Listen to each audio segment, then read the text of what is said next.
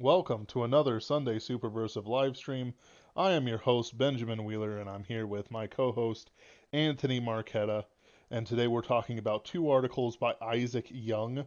Uh, Isaac Young is starting to be quite the luminary in our fields, having great insight and panache in writing concerning matters of superversive and I guess we should say right wing, dissident, whatever you want to call it. Quite frankly, the name changes daily and I can't keep track of it. If you're a certain label today, I'm sorry. Uh, Writing spheres. And he has two very interesting articles, which are linked in the description below. Uh, One is called We Shall Reclaim Literature with Horror, which was posted yesterday, as well as Adventure Time and Subversion of Whimsy, or How the Right Wing Lost Its Children. Um, this is certainly important thoughts, and I want to just justify it for a second. Um, Even ignoring like we talk about Anthony, how are you doing today? You doing okay? Never better. Fantastic. I didn't want you to think I forgot you. While I filibuster. Uh, I was a little worried there. I don't be honest, but I guess uh, so you lost the plot, man. no, I didn't. Starting with the 90s, uh, but even before with the commercialization of cartoons, a lot of things sort of went wrong for the culture when it came to children's stories. When I was a child, they did these corrupted fairy tales. Like instead of the gingerbread man, it's the stinky cheese man, that sort of thing. There were also large cultural movements like Family Guy and other things that did make fun of fairy tales as well.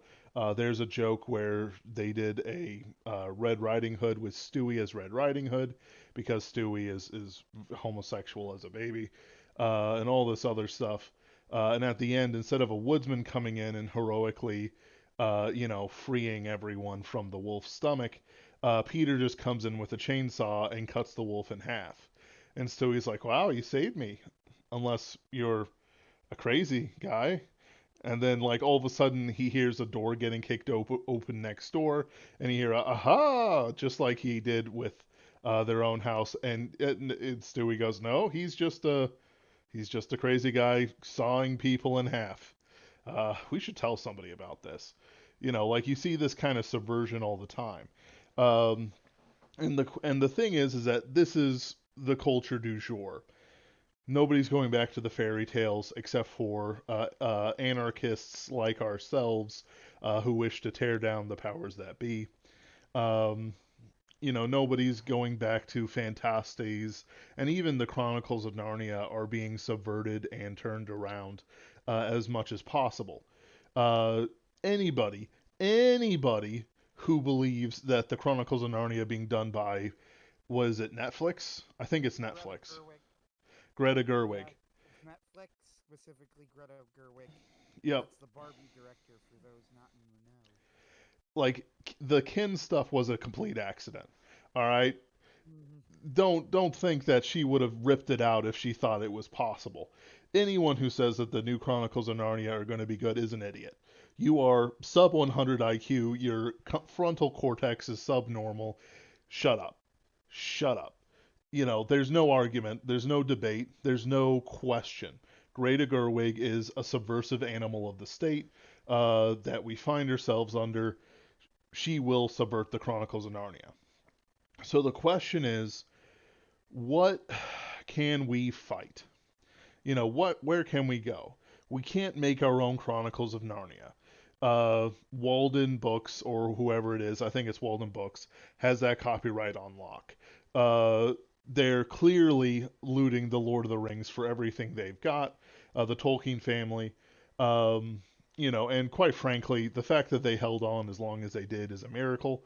Uh, you have I don't even think Lewis has any real defenders. I don't think he had kids. Um, yeah, thinking it through, there's no real defender or promoter of the things that our culture relied on to transmit information and morals and virtues from one generation to another. I'm right now reading through Le Morte Arthur. And the preface, well, I'm not reading, I'm having an audiobook read it to me, but whatever. Um, and the preface explicitly states, look, you can find relics of King Arthur here, here, here, and here, and the French love him. And you have this, this, this, and it says that he was the ruler of Germany and Gaul and Dacia and all these other places. There's a lot of interest in uh, King Arthur himself. In fact, the whole point of the Le Morte d'Arthur is that some nobles got together and they wanted the story of King Arthur in one place. That's what he says in the intro. Um, so you go through this stuff, you see that there were monolithic cultural touchstones that everyone shared. King Arthur for the British, for example, and the French as well. Charlemagne for the French, various knights, Barbarossa for the Germans, as well as Siegfried and other things like that.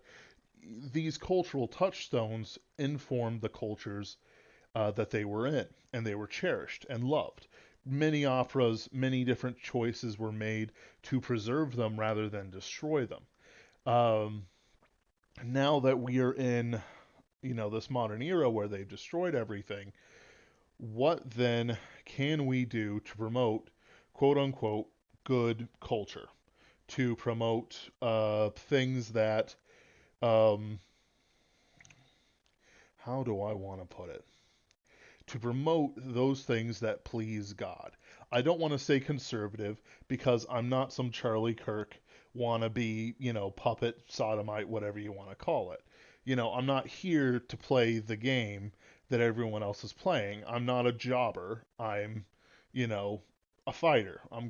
Me and Anthony are not jobbers. Um, to use wrestling terms to say that somebody directly paid to lose. If somebody came up to me and said, "Look, I listened to your podcast. Here's some money. What can we do with this?"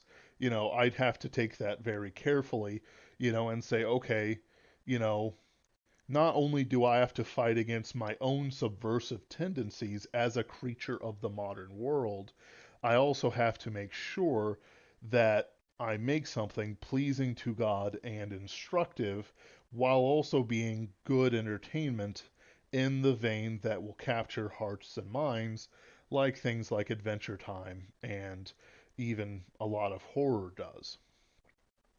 So Isaac Young, even though I've been thinking about this for a while, I find that Isaac Young is a very clear and concise writer. He's able to communicate ideas better than I can in the same medium, and even then, his stuff tends to flow a lot better than my own sort of choppy and jumping thought patterns. So in these two articles, we'll start with "We Shall Reclaim Literature with Horror." Anthony, do you have your own introduction to add? Uh, no, I guess not really. So here's the thing. Should I get into the premise of the article yet, or do you want to No, go for it. set it up? I just wanted to Okay. make sure you had your say. No, so the premise of the article is that the reason that horror is the ground that we can push in is that in a really weird way, it's almost like the one aspect of the culture war that hasn't been completely abandoned because as much as they try, you can't entirely abandon horror to progressivism without completely destroying what horror is. You need to be horrified by it. Yes. Nihilism can work for horror, but the reason that it works is because you correctly identify that nihilism is horrible, right? Like, you need to identify that if something is, if there's no meaning, that is a terrible thing. There's no nonsense about, like, but you can create your own meaning or whatever. No, that's not how it works, right? Not in the real world. It's it's horrible. So that's the idea behind his article. He's saying that we've conceded a lot of ground, but one area, and I'm summarizing the whole thing. Right. One area that we haven't entirely conceded is in the field of horror, and not because for lack of trying. Like horror now, there are subversive horror works that are completely pointless, but they always fail, right? Like, and miserably. Yep. Think of the subversive Winnie the Pooh nonsense, right? Like, and to be honest with you, my immediate reaction to hearing that Winnie the Pooh was going public domain was that somebody would probably do it. And you know what? I can even kind of get behind it if it's turned into like a dark comedy, which is, as far as I know, not really what they did. Uh, you Right. know, they just tried to make a horror movie and it ended up being a really bad horror movie, Yep. which is whatever to me. Uh, like I barely registered it. I knew that it was coming. It came immediately, and it's like, well, I guess they tried. Uh, and that's pretty much all I had to say. Uh, so Right. my point being that there is something to this because I think that people see horror and they go like, well, obviously horror can't possibly be I don't know, right? I'm going to use the phrase right wing for lack of a better term. I have to. There's Right. really no other way to describe it. You know what I mean by this. I don't mean right wing in the Charlie Kirk sense, Right. or even like the traditional Daily Wire sense, although I do like some of the groups from the Daily Wire. Uh, my voice is too low, but your breathing is much clearer. I don't know what to tell you. I'm using a Sorry. good mic. Let me update it. I, I'm gonna continue, and then hopefully it'll fix as I speak. Anyway, It will. so yeah, the point being that in order to make all of the good horror is horror that has some sort of moral edge, but it's kind of weird because we had this discussion right recently in our private chat about the fall of the House of Usher, and I said this kind of half jokingly, but one of the things about the fall of the House of Usher that's kind of interesting, I guess, about it is that if I were to ask you, so what is the message of the fall of the House of Usher? I mean, could you tell me? Uh, I don't really know what the message of the fall of the House of Usher is. To It call a seems to doctor. me, yeah, yes. It seems to me that the message of quote unquote of the fall of the House of Usher is, and I'm bringing this up for a reason, by the way, and you'll know in a moment, and Ben knows why because I told him about this. Anyway, it seems to me that the message of the fall of the House of Usher is, huh? How about that? Pretty messed up, huh? Right? Like, would be freaky if something like that happened. Yeah, just and that's yeah, I agree. It would be quite freaky if you went insane, buried your sister alive, and then your house was mystically connected to your family line. So, yeah. I mean, that's the least weird part of that story, quite frankly. Yeah, it's a weird story. I love House of Usher. Oh yeah. But here is my point. Even something like that, where the basic core of the story is really just how unsettling everything is and how it gets increasingly unsettling until it climaxes in this horrible reveal with the sister that's been hinted at the entire story that she's not really dead, she's been Hmm. buried alive, and the whole thing, right? They subvert that and ruin it. So Netflix just made a Fall of the House of Usher. It had gotten good reviews. I've seen people talking about it positively who are like, oh, and there's lots of little Easter eggs. Uh, my wonderful viewers, let me tell you, uh, with all honesty, that is perhaps the worst thing I have ever seen in my life. Uh, it was truly awful. Like, it was so bad that I am struggling to understand how anybody could even have pretended to like it. Like, I don't know how else to say this. There are things that I have hated more. I hated the when Sherlock was big, if you remember, and it had a Christmas special, and that Christmas special was one of the most things I have viscerally hated most in the world. The Prince Caspian Narnia movie, I absolutely despised. Uh, but neither of them were as bad as this Netflix Fall of the House of Usher. Mm. And it's true that it was full of co references. Like, it was stuffed with them, actually. but they were what the critical drinker refers to as member berries. So, a member berry is when you throw in a reference to some more beloved classic work that doesn't actually add anything whatsoever to the story. It just makes you go, hey, remember this? And then you go, oh, I remember this. And there are good emotions because you remembered the good thing. Fall of the House of Ushers was like Member Berries the show.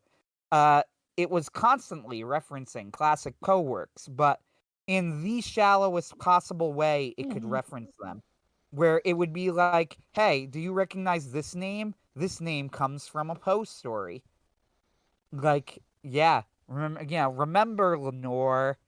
Lenore is in like a couple of stories. There's a poem based on her, and she's in at least one other story. I can't remember which one.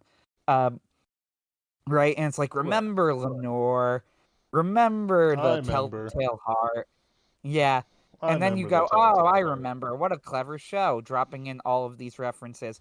One of them is like, it's Fortunato Pharmaceuticals. And you go, remember Fortunato. Now, why on earth would Fortunato be running a pharmaceutical company when his thing was wine? Like, I guess there's a connection with alcohol and selling other types But of don't you drugs, but that know, is like, Anthony? that's the most Fortunato never tenuous. forgets. That's true. But that's one of like the most tenuous connections I could think of between two things. It's like, well, alcohol's technically a drug. Okay, thank you. Uh, the Usher family is completely different from. So the entire point of the fall of the House of Usher is that he is the last of the Ushers, right? Like that they are the last two Ushers in existence. Poe makes it very clear. He talks about like the Usher family line in the story, how there's this weird thing with the family line, how there is no branch family of the Ushers. Like very specifically, like all branch families, all Ushers who were not part of the main line, Ushers by marriage or whatever, like only existed for very brief periods of time and died off, to make it very clear that when this line of the Ushers dies, that is the end of the Ushers. There's no one else, right? Right. Like that is the entire point. And yet in this one, it's like the Usher crime family, which is bizarre. Like, what? Why would you associate the Ushers with crime at all?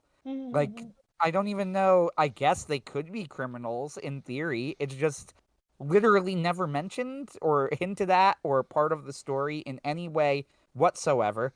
And then it's like the Usher crime family.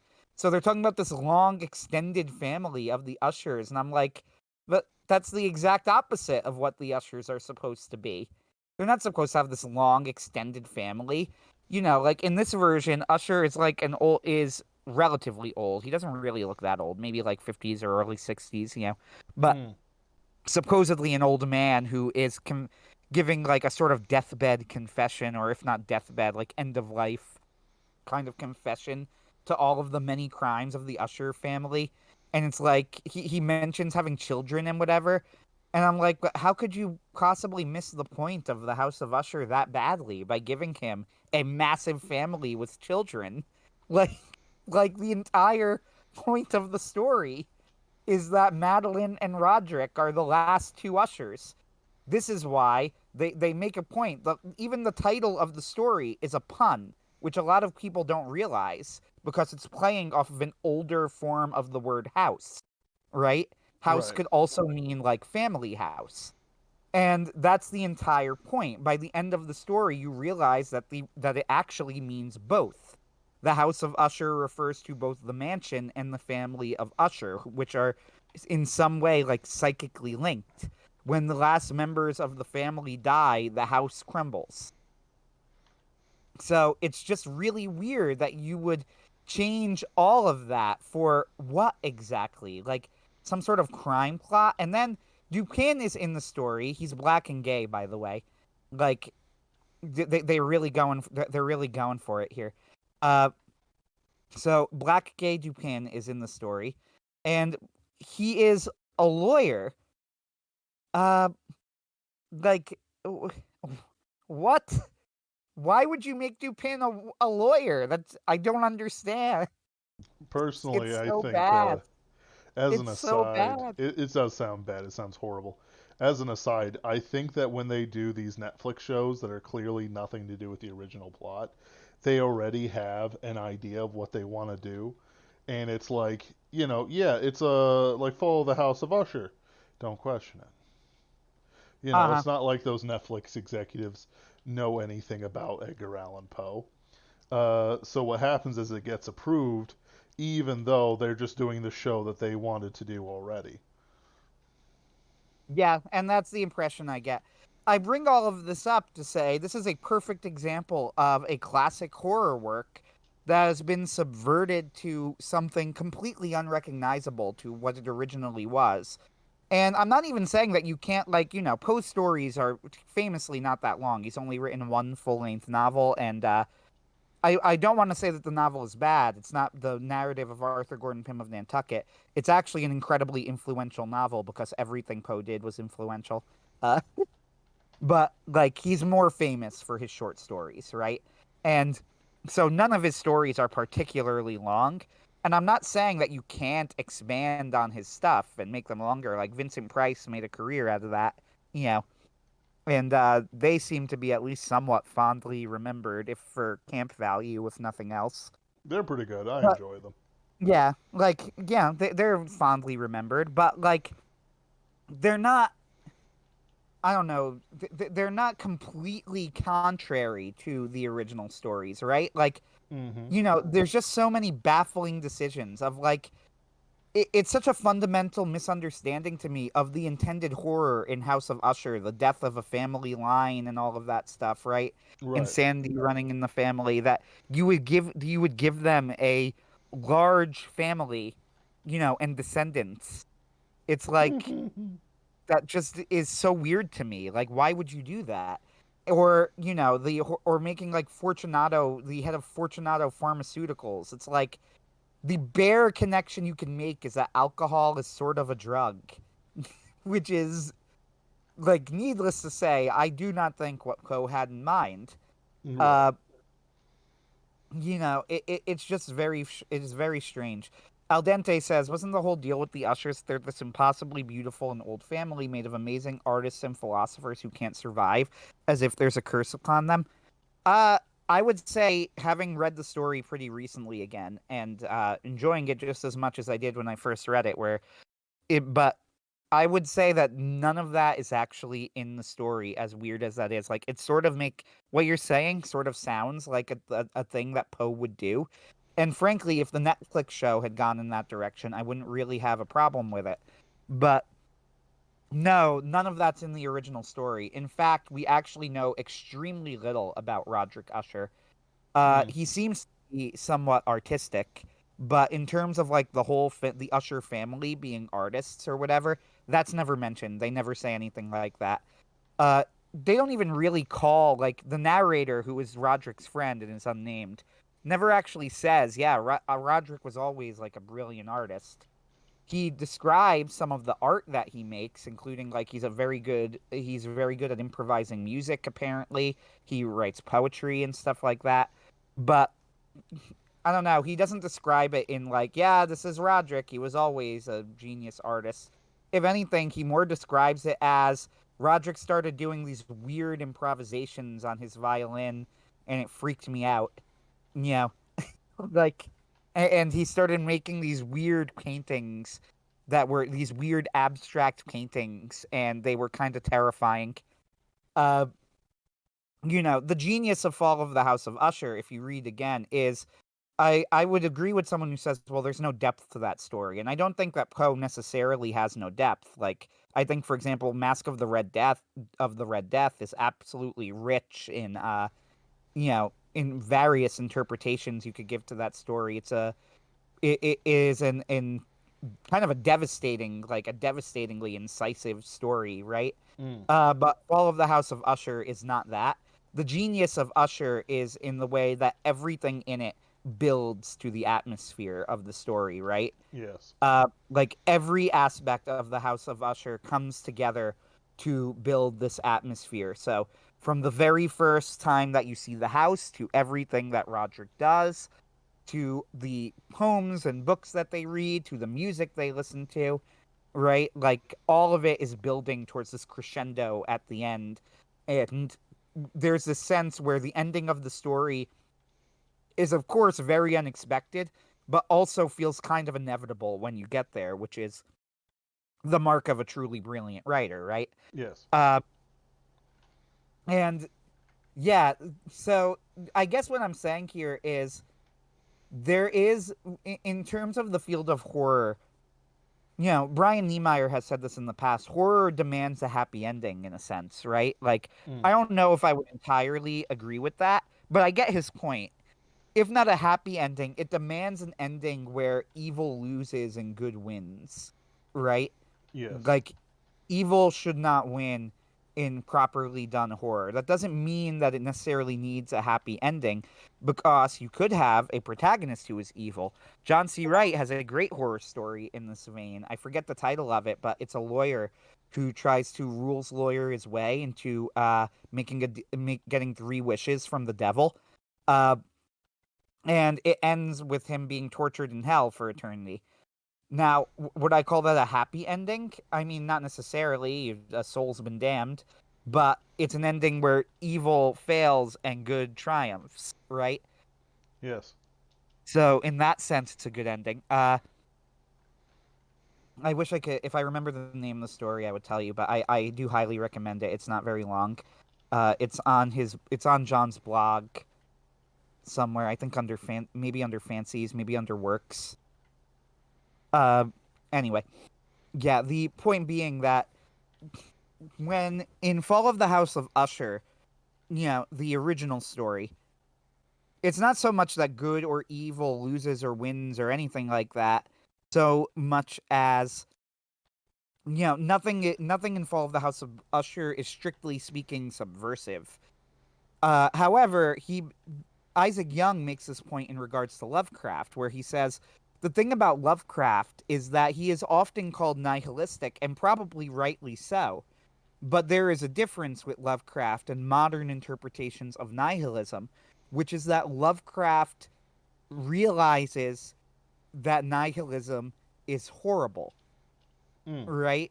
Yes. So something horrendous, Shadow over Innsmouth. There is this horrendous fish human interbreeding going on, and the narrator is turning into a fish person at the end.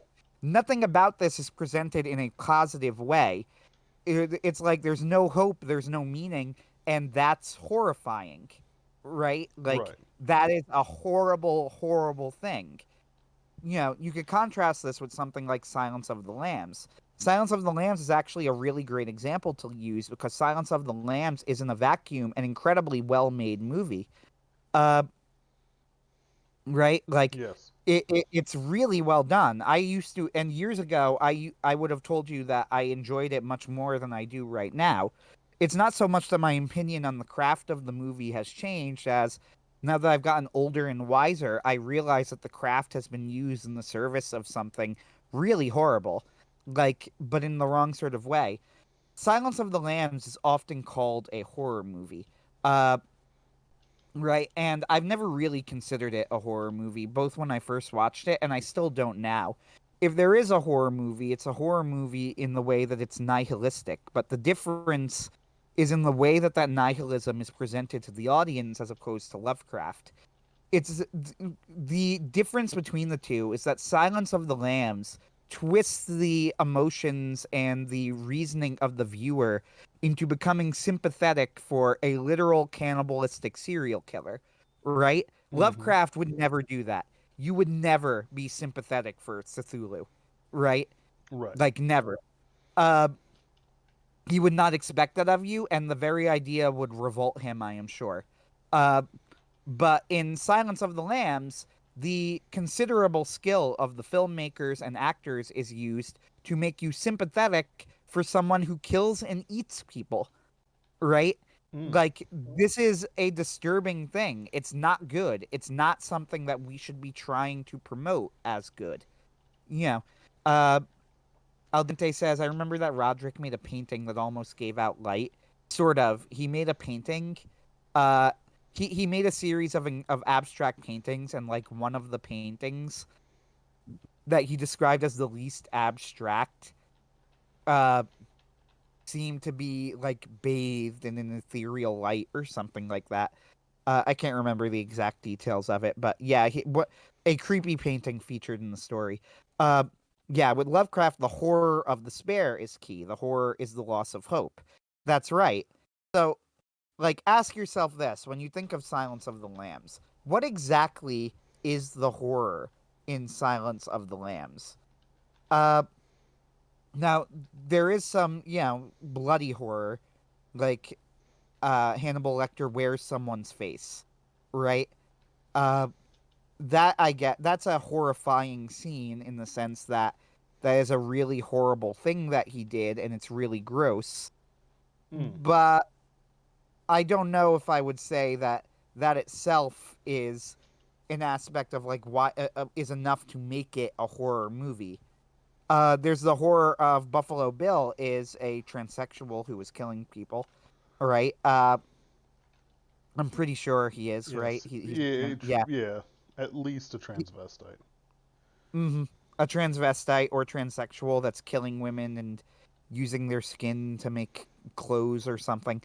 But we don't actually see any of that, so that's not really the horror. The horror is that I would argue the horror of the Silence of the Lambs is that you feel yourself getting pushed to become more and more sympathetic for somebody like Hannibal Lecter. But I would argue that this is a very, very inappropriate use for fiction, frankly. Right? Like, Mm. this is a misuse of the function of fiction. Yes. Fiction should not be used to twist your moral sensibilities. Fiction serves truth, right? The Yes. difference between fiction and nonfiction is that fiction serves a higher truth. Uh, you have a responsibility to tell the truth in fiction, not the literal truth, uh, but the higher truth. And Silence of the Lambs is very explicitly going against the higher truth of fiction in trying to get the audience to feel sympathetic for these sorts of horrible people is twisting your moral sensibilities, is making you think evil is good and good is evil. And Mm-hmm. that's always wrong. Even in a fictional story, even in a horror story, that is wrong. Now, here's the key, though, with all of this. Silence of the Lambs is a masterfully made film. I would agree with that. I agree with people who say that. I still would say that, right? Right. Anthony Hopkins' performance is immediately captivating and compelling. Everybody's. Jodie Foster is the lead, right?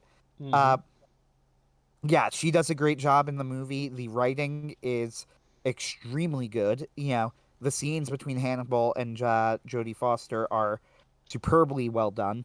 Uh, that's what it takes to make this sort of thing work, right? Like on the flip side here, uh, I'm trying to think of how to put it. On the flip side here, when you are trying to make horror seem horrifying, in a sense, you don't need to try as hard. I Yes. don't know if that makes sense to you. It does. Like it's one of those things with Pinkerton's ghosts. Like to make our horror work, I don't rely on, merely, like a werewolf tearing somebody apart. It's a whole feel, it's a whole existence. The character is somewhere unwholesome, unhealthy, and is in deep trouble unless they have their wits about them and are capable of violence themselves.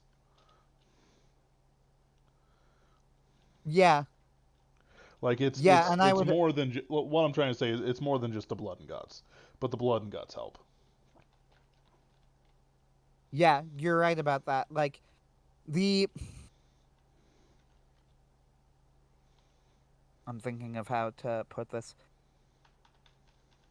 Like the thing about Silence of the Lambs versus some other type of story, right? Like Pinkerton's Ghosts is that in order to make a movie like Silence of the Lambs work, you need to do all sorts of subtle storytelling techniques.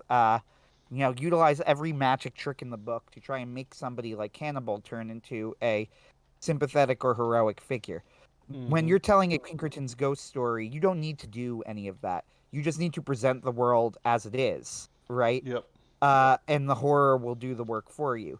Because good horror, the strongest type of horror, is rooted in truth. Otherwise, you are required to pull off all sorts of narrative tricks to make it work that, quite frankly, most filmmakers and writers can't pull off and shouldn't pull off. Silence of the Lambs worked because it was the work of a master, and it was the work of a series of masterful creators working together to pull off something. But most of the time, you can't do that. The flip side is, if you just present horror honestly, you don't need to because the horror will come across anyway. Uh, yeah. And I also think that the really sad thing here is that I would argue that Mm-hmm. I'm trying to think of how to put it. I would argue that Silence of the Lambs shouldn't exist, Yes. is the best way I could say it. Silence of the Lambs is a great movie with a great performance. It should not exist. Is evil. And yeah, Al Dente says by the final season, it tries disgustingly hard to make Hannibal sympathetic in the Hannibal TV show. Yeah, and this has been a trend in modern TV shows too, right? The Lucifer TV show that uses Neil Gaiman's version of Lucifer to be the hero. Yeah, like Dexter, which is about a serial killer who kills other serial killers. Yep. Uh, this is the flip side. I would contrast this with an actually great show, in my opinion, like Breaking Bad, uh, where Walter White is no way whatsoever, a sympathetic character. He's a monster. He's a monster from beginning to end, and he is portrayed as such from beginning to end. And then they have the sequel, Better Call Saul, which is about Jimmy McGill's slide into moral decadence, I suppose I would put it. His slide into evil and his ultimate some semi redemption, I guess you would call it, at the end of the story, where he admits that what he's done is evil and accepts the consequences for it. And I think that the story would be even better if it were in a Christian context where he could actually do something that could, in a sense, atone for his actions, namely give his life to God or something like that. Mm. Even without that, there is a moral core to his story, and the moral core is that he accepts by the end of the story that the way that he has acted is evil and that he deserves to be punished for it. Now, you actually watched that series, even though you didn't watch the show. You watched that series finale with me because we happened to be together at the time We did. when it was It was airing. beautiful. They'll never be able to take that weekend from us. It's true. Uh, you know what's funny is that that's true. Uh, it makes it even funnier. No, but you happened to be there at the time when it Yes. was airing and you saw it, and I know that your opinion of it was like He's a what was kind simp. of mixed. Yeah. No, that actually wasn't your opinion, although that's the easy opinion, right?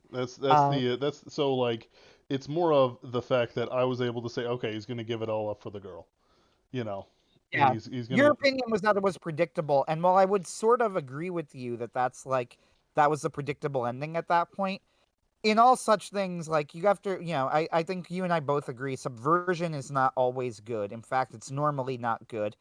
The key here isn't so much in my opinion anyway, isn't so much that this is where the story ended and it was predictable, but that did they do enough to justify this choice? In my opinion, they did. You Mm, didn't see the show, so you can't really say, right? it's true. Uh, I am like in, opinionated though, just so you know. of course, I would be disappointed if you weren't. But, in my opinion, having seen the show, I think that they did enough to justify that choice from Jimmy's perspective. Like, Kim was a major part of the show from the beginning. They focused a lot on her and Jimmy's relationship with each other. Uh, I think that the way that he acted made sense. And the fact of the matter is that sort of ending is what this version of the story, this Mm. aspect, I guess I should say, of the story demanded and needed, right? Sure. Jimmy needed to he was not as evil as Walter White, right? Walter Right. White as a character at the end of the show, he had already rejected any idea of redemption. In one of the most chilling scenes in honestly anything I have ever seen, when Walter is trying to convince Jesse to get back in the game and cook meth with him again, he tells Jesse, "Look, Jesse, even if there was a God and there is a hell, like we're already going to go there anyway, right? Like you might as well join me now," which is a legitimately terrifying scene, like to someone like me at least. Yes. Uh like it's truly one of the most horrifying things I've ever seen anyone say. Like, we're not dead, we're not damned yet, but Mm-hmm. we're going to be anyway, so we might as well just do whatever we want in the meantime, right? Like Right. that's a terrifying thought. Uh, Walter White, therefore, was a literally unredeemable person because he did not want to be redeemed. That's blasphemy against the Holy Spirit defined, right? Yes. It's rejection of God's offer of forgiveness. And that's exactly what Walter was doing. He was somebody who had committed the unforgivable sin. So it could never be a happy ending for Walter. The best that you could get with him is some measure of peace with his own decisions and his death, right? Right. Like he could be at peace with the decisions he made, even if they're evil decisions, but he couldn't live, he couldn't get out of it, he had to die. Jimmy Yes. was not that sort of person. He was a much more redeemable person from the beginning.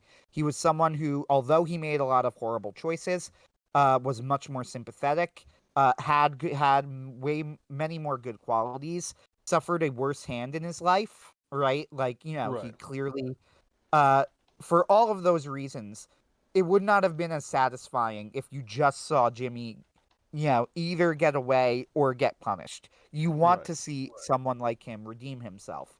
And I think the show did a good job of doing it.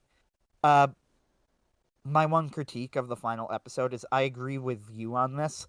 They have the scene where he gets on the bus at the end and all of the and he's telling them like, he's turned his back on his Saul Goodman persona and he's like, "I'm not Saul, I'm Jimmy McGill." Right? Yes. And they go, "Wait, no, I recognize you." And they start chanting "Better Call Saul." And at first he looks like a little bit bothered by it, and he thinks for a moment and he kind of shrugs and goes, "You know what? Like I could live with that." Yep. Kinda. And I actually think that should have been the final scene of the show. I agree. Uh, Not that I think that the final scene with Kim was fine, just Hmm. not necessary. It Uh, was unpleasant for me. Like I actually felt that that was the emotional peak of the stuff that matters. You know what I mean? Like there wasn't any if there was any growth to the character, I have no idea what that what would be. You know what I mean? oh, in the final scene. Well, I think the point of the final scene, to be honest with you, I think it was fan service. I think it was that Uh the fans would desperately wanted to see Jimmy and Kim reunite one more time. hmm, So they gave them that bone. And I think as far as, the writing in that scene goes, it was fine. Everyone was entirely in character. If you're gonna write sure. that scene, that's probably how it would have gone, right?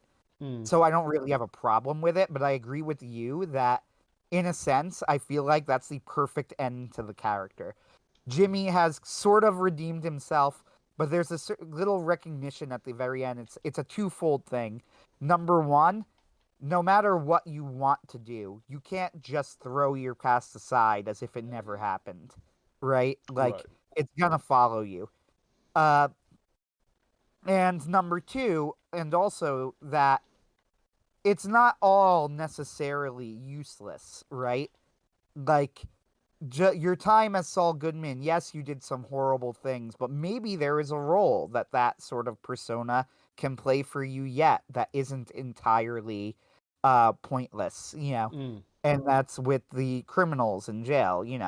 Like he, Jimmy is the classic sort of character, and you see the same thing with like Boyd Crowder on Justified. He is the classic sort of character who probably does better in jail with the structure than outside of it, where he is forced to make his own decisions and constantly sabotage himself. Right. You know, with his decisions limited, and his options limited, it's probably better for him. So Mm, but whatever. All of this is off track on the original topic, which my point being that this is an example of a story of a modern story, in fact, that in my opinion has a moral core, right? mm. Morality in the world of Breaking Bad and Better Call Saul exists, and I was very unsurprised to learn that Vince Gilligan, one of the creators of the show, was Catholic. Uh, Now, I don't think he is Catholic anymore because he's in Hollywood, and if you're in Hollywood, unless you are, a fake Nancy Pelosi style Catholic, you can't really have any sort of religious right beliefs Right. and work in that field. Get to the But Dolly that he Parton had, ranch, conservative, sort of thing. yeah, exactly. But I'm not surprised at all that he had that sort of background in him because that sort of worldview of like actions have consequences and good and evil exist and matter permeates both shows, right? Like it's always kind of there. Mm. So it does not surprise me at all to learn he was a former Catholic, just like Frank Miller. Same sort of thing, right? Frank Yes. Miller is somebody who people accuse of being subversive, in my opinion, in many cases incorrectly. Uh, but in reality, there is a moral core to at least many, if not all. I don't know about all. I haven't read enough of him to say, but to many of his stories, he has a moral core. And it did not surprise me to learn that Frank Miller is a former Catholic. And it's like, yeah, of course he was, because he clearly, that idea of there being a moral core to the world is just kind of there. You know, Yes. like And it's you can see it. and there's a bit of a difference between sort of Catholic and Protestant conceptions of it. I think part of the reason why I tend to be the strongest of us for horror isn't just because of my writing skills and whatnot. It's because of the conception of the world that I was brought up in. Makes a deliberate choice to say that eventually, your choices are made for you. And that as God interacts with all of existence, which I'm not saying that Catholics deny. I'm just saying that Protestants It's an emphasis thing. put an emphasis on it, that the evil that you do has much more of a ripple effect than, uh, than in other conceptions of Christianity. We all have the redemptive nature of Christ in our religion, but how we interact with it is different. When I was a child, my dad was a pastor, and this church was dominated by a family who was stealing from the church and other things that they were doing. It was a backwoods church being dominated by a corrupt family. Well, they got a new pastor because they thought my dad was malleable. Ha ha ha ha ha! Boy, did they choose the wrong pastor. Uh, it went well at first, partially because my dad has never been ahead for numbers and he never really figured out what they were doing until, it was kind of revealed to him. Uh, but essentially, he prayed away one of their patriarch's brain cancer. Uh, Eventually, he discovered their theft, and he said, "Look, you received a literal miracle from God." And I'm not going to say he said it like this. He was probably shouting from the pulpit. I was like 2 at the time. Uh, if you don't repent, and make good, you will die. So they didn't like that. And what they did was, since my dad is a very large man with street fighting experience, they hired a black belt to throw him from the pulpit. Uh, the black belt went in, sat down, and at a certain point, my dad, after the singing, would come up and preach his sermon.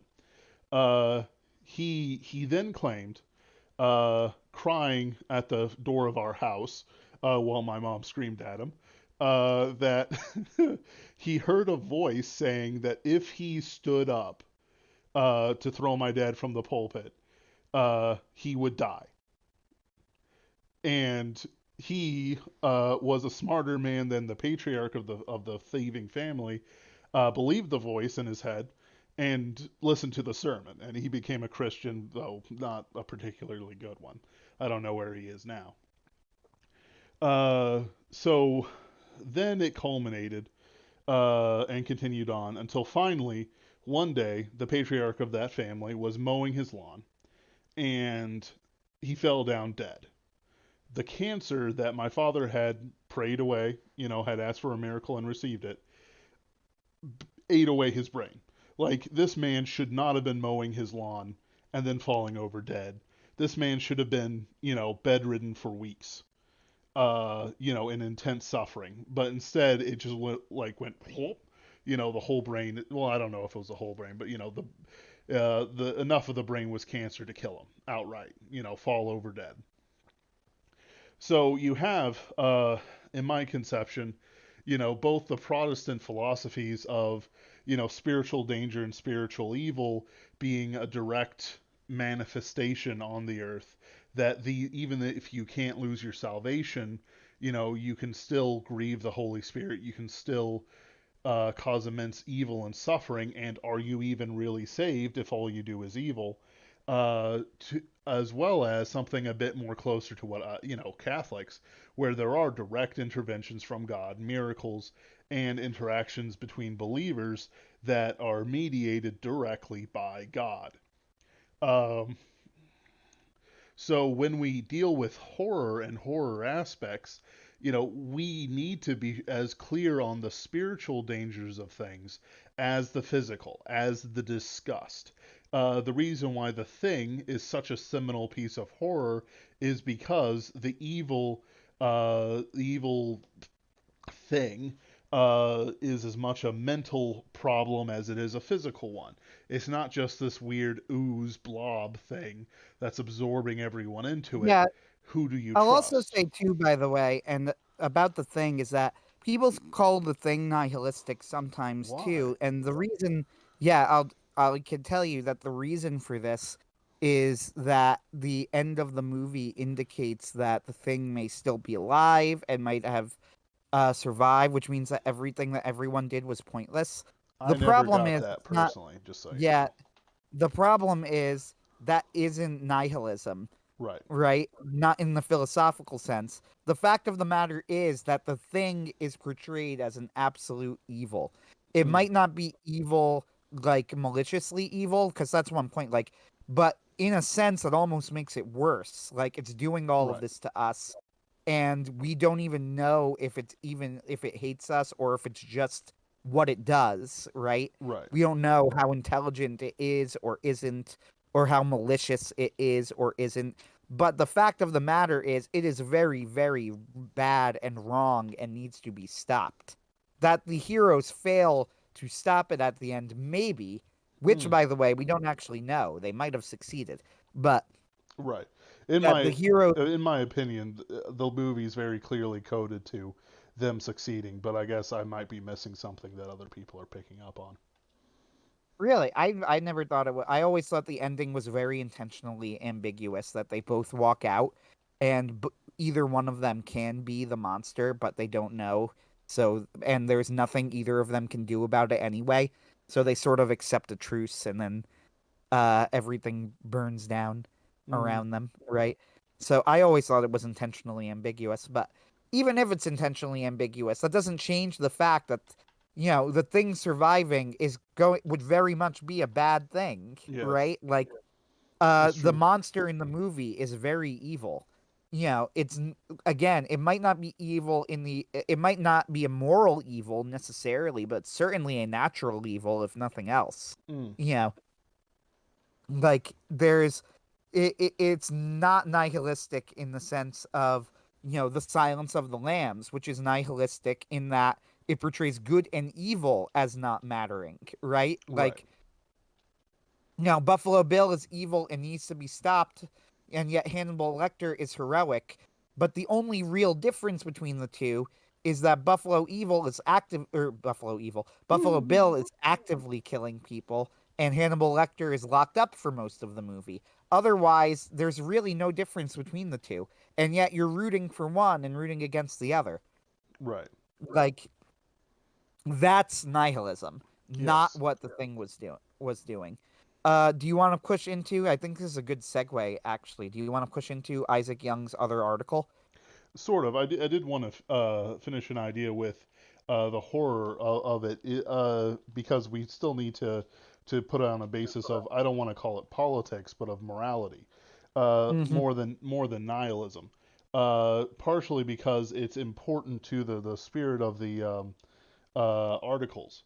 What we have with the nature of um, uh, what we have with the nature of sort of good versus evil in this horror stuff, and the era that we're going into, it's that the things that scare people that would have been obvious, 100 years ago, 200 years ago, very obvious, is that an entire education system isn't there to support people.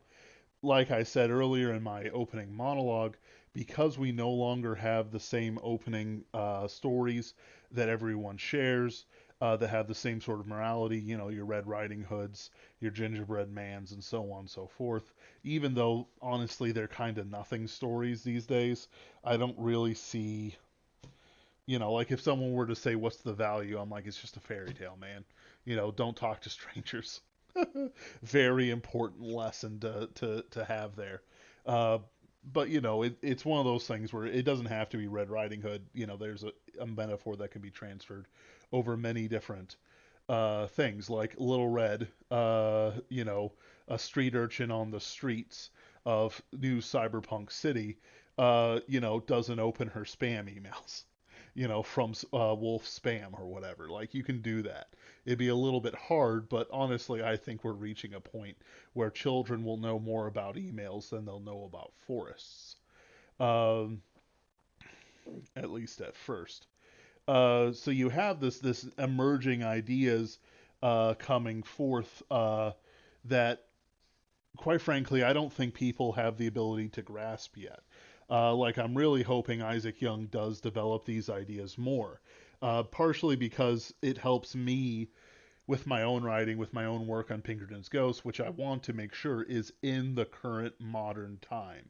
As much as I want Pinkerton's Ghost to be timeless, I understand that as a modern creature, I must be of my time as much as I must point to the eternal things around us. So knowing more by people who might be able to articulate their stuff a bit better, is incredibly helpful. With the themes of Pinkerton's Ghosts, we make it very clear that because America is moving away from Christianity, evil is coming out more and more and more and more. And by evil, we also mean horror, werewolves. The werewolves are as much a spiritual danger as they are a physical one. Though, for a Christian cannot turn into a werewolf. We've been over this in another stream. Because that would require a certain amount of possession to take place, even if they're still in control of their faculties. Um, Let me pull up the articles real quick. Uh, so you have an ability to talk about truth in a matter that makes sense in context and cannot be uh, removed with just a little ha ha ha ha. Like, it's like, so why is Michael Myers evil? Is he just physical evil, or is he also spiritual evil? And the psychologist is right to try and gun him down every movie. I would say that, of course, the psychologist is right to gun him down every movie. You know, Michael has no capacity for redemption. Then you have things like Cyberpunk. Cyberpunk is an absolutely horrific world to live in. It's a dystopia in all manner, in all ways, where life doesn't mean anything if you don't have the right insurance policy. What can that say about the spiritual nature of the people? It is not just your mind and soul being consumed by, digital eternity. It's what happens to some Christian who say locks himself into an immortal body and waits for Jesus to come back. Quite frankly, we're not built to live, mentally anyway, to live in this fast-paced world past 100 years. And even then, you start. I notice a lot of old people just shut off. They shut off their phones. They shut off TVs, or they only listen to one channel or something. They can't take the full brunt of the modern world, and quite frankly, neither can the children. this this ability to say, yeah, there's a right to things and there's a wrong to things that is native to horror is its strongest tool to keep things flowing in a moralistic direction. I think that if we could find some way to do real horror stories and horror movies, we can actually get a toehold in certain places that would give us access to more money to do more things. But then again, that would just make us different creatures of the machine, and in 20 years we'll be corrupted. Wendigoon is doing Mhm. really good work in that regard with the Stalker people who were Evan royalty. It is my understanding that there's quite a few Christians in places like New Blood, Evan Royalty, and other places like that.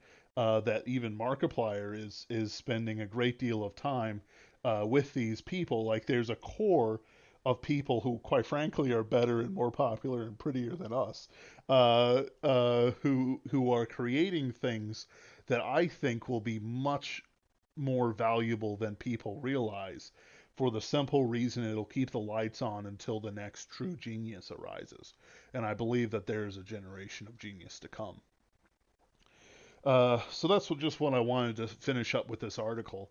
Like the value of horror is as much the morality as it is that people have a taste for horror, and we can do things with that to keep us from sort of disappearing entirely. I was commenting to other people that I think it was Isaac Young, in fact, was lamenting that we don't really have an elite, unified elite that has like a standard for indies. Indies are very up and down on their standards of editing and whatnot, quality. Quite frankly, I've put down so many indie books that I just kind of don't read them unless I trust the name. And I'm sorry to say that. It's bad. But the thing is that we've got 1,000 castles and 1,000 kings, and no one wants to play well with each other, as well as could create a counter elite. You had some chances with Bane and other places, but quite frankly, libertarians make poor landlords. Uh, it's hard for us to grow without having an elite to rely on to create things of sufficient quality. It's why I call John C. Wright a grandmaster, and why I call Nick Cole the next grandmaster. When John C. Wright falls asleep and goes into his reward, Nick Cole is the man who I will call grandmaster then, and it's very clear that he's earned it. uh, you know, and then I will also at that time seek to figure out who the next Grand Master should be. Because there should be a lineage of, do. All right, Heinlein had it, then Asimov, then as just me throwing out names, and then Jerry Pournelle, and then John C. Wright, and then Nick Cole. And before him, you had the Pulps. Before, sorry, Heinlein, you had the Pulps. People are down on Campbell, but quite frankly, I'm not as down on him as other people are. It's you can see the evil that came of him, but I can also see the good because like people bought his magazine. I don't know, like people moved into TVs and stuff like that. It feels weird. Like the reader numbers go down as TV numbers go up. Like it's I don't know. I don't want to blame him for all the evils of the world like I've seen some people do on Twitter. But Yeah. the sorry, to sum up what I'm saying, through this vehicle, through these ideas, we have chinks in the armor of the leftists, of the anti-Christian, of all these others who especially as the boomers die off and as the millennials fail, uh, more and more opportunities will arise. the fact is that Tor and other, I think Tor, was it Tor, or was it just Sifwa? Science fiction writers of America being bought out by China is actually pretty good for once. And you ever hear me say something about being bought out by China, because in the end they'll realize, oh wait, this is failing. The prestige isn't there. I'm losing face. I gotta fix this. And you know, if God wills, we'll meet somebody, one of us, the right person, will meet the guy who owns Sifwa, and they'll talk, and they'll create something new and wonderful. I have every faith that God is guiding us through this, just as I have every faith that God will bring new and better works to come, especially in horror. But let's move on to Adventure Time. The article Adventure Time and the Subversion of Whimsy: How the Right Wing Lost Its Children. Yeah, and I think that there is a big connection between this article and the horror or article, as weird as it sounds. So, the premise of the horror article was essentially that horror is one of the better grounds that we could use to gain a foothold in the culture war, because it is very, very hard to subvert horror and make it good. Yep. Uh, and even nowadays, people try and fail. Uh, Yep. in ways that they don't in other media. This is about how we essentially lost the culture war in the ground of children's entertainment. And the example that they use is Adventure Time. Now, or that he uses, sorry, not they. Now, I've never seen Adventure Time personally. I No have. interest in it. I didn't like the. I don't like the aesthetic of Adventure Time. Uh, I just don't like how it looks. It's not my thing. I did watch, which came out at around the same time, Gravity Falls, and was they sort of shared a fan base for whatever reason. Mm-hmm. Uh, I don't really know why. I've never looked into it. I'm sure there's a good reason for it, but I've never looked into the why. Uh, but they always shared a fan base, and those two groups were always kind of together. I think Gravity Falls was considered the more consistently good show uh, between the two of them. Right. Not that Adventure Time was ever considered bad. I don't think anybody really considered it bad, but Gravity Falls, the consensus around Gravity Falls at the time it was out was that it was great.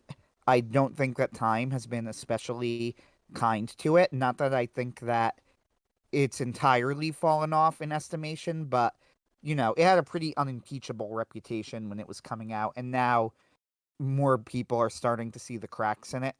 And I think part of this is the fact that, as it turns out, Alex Hirsch was a lunatic, uh, which was not entirely clear at the time. And then you Right. realize that it was actually executive meddling by Disney that saved Gravity Falls, because Alex Hirsch would have made it completely insane, right? Like Right. Explicit absolutely incest instead of implicit incest, as these things go.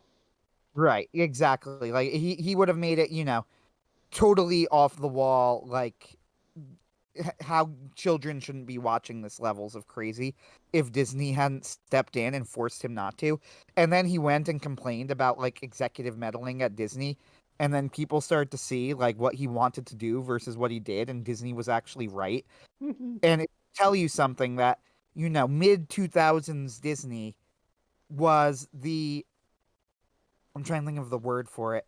They were the force that was reining him in, right? Mid 2000s Disney, Right. which should really tell you something about how insane he wanted to make Gravity Falls. But so I used to watch Gravity Falls, and I used to be a really big fan of Gravity Falls. Like, I was very impressed by it. I still am in some ways, right? Right. Uh, I still am in a lot of ways. Like, for example, I think that the pilot episode of Gravity Falls is one of the best pilot episodes I've ever seen to a show. It's not the best episode of the show by by any means, but it is like the perfect pilot episode of a show.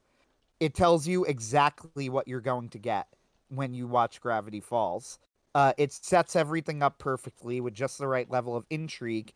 Like, I don't know about you, but so the pilot episode of Gravity Falls involves. So the plot of the show is that two children, twins named Mabel and Dipper, uh, are going to stay in gravity in a little woodlands backwater town in like Oregon or something, called Gravity Falls, with their great uncle Stan, who runs like a sort of novelty horror store called the Mystery Shack, that he charges tickets for people to see, like cheap fake horror stuff, right?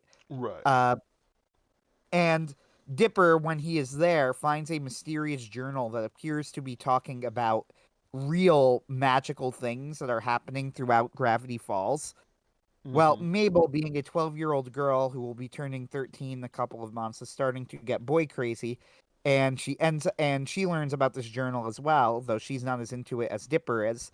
But she ends up on a date with a mysterious boy who Dipper becomes convinced reading the journal is actually a zombie in disguise who's trying to like trick Mabel alone to eat her. And Mabel uh thinks that Dipper is being overprotective and is also hilariously secretly hoping that it's a vampire, which is really funny. By Right. the way, that's a joke that is very of the time, but is also dead on accurate. Uh, Right. No, it's genuinely like great. Like there's parts of Gravity Falls that is absolutely fantastic, and it's yeah, things like that that keep it incredibly entertaining throughout. the twist of the episode, though, and the reason I bring this up is that it is not actually a vampire, nor is it a zombie. It is gnomes. Hmm. Now, for whatever reason, I don't even know why. Maybe just because it was like we couldn't find the remote and we're flipping channels or something. Like, I recall watching the pilot. I was way too old for it at the time. I don't know why I bothered to do it, but for some reason, we just didn't change the channel as a family, like when it was on. Uh, and I remember watching it and thinking, like, throughout most of the episode, like, this is kind of cute, I guess, for a kid's show, right? Mm. And then they revealed that it was actually gnomes. And I think my jaw dropped and I started laughing for like 10 straight minutes, uh, because that was so funny. And it still is. And it's still very funny. And in retrospect, the twist is very obvious, but that's why it's such a good twist. It's really obvious when you rewatch the episode. When you first watch the episode, you are not looking for this, like, at all. Right. Like, you really aren't. It's just not in your radar. You like, I was convinced that it was going to be zombies and they were gonna, and I'm like, I guess it's a cute idea for a show, right? Like for a kid's show. And then they revealed it was gnomes. I was like, I'm now a fan. I'm gonna watch every episode of the show. Uh, so Gravity Falls is a really it's kind of a sad case to me, to be honest with you. Like, it mostly just makes me sad. Uh, Mm. because in its prime, it was so good. It probably had some of the best television of that era of TV, right? Like, Mm-hmm. so the most famous episode of the show was called Not What He Seems, and it was the culmination of like the entire 2 season long story arc up to that point of who the author of the journal was, and they had been dropping hints throughout that it was actually their great uncle Stan's brother. And then the entire episode is all about Grunkle Stan is trying to open some sort of mysterious portal into another dimension, and secret government agents who have been watching them the whole time have arrived and are trying to stop him from doing this. And Dipper learns what they call him Grunkle, what Grunkle Stan is trying to do, and now they have to make a choice of, are they going to trust the government agents who say that their uncle is trying to do something horrible and bring in like some sort of demon maybe from another dimension, or are they going to trust their uncle who has after all been lying to them this entire time about what he's been doing.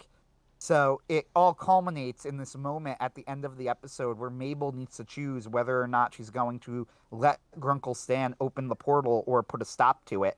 And she chooses not to let the portal open and outsteps the author of the journal, who is Grunkle Stan's twin brother.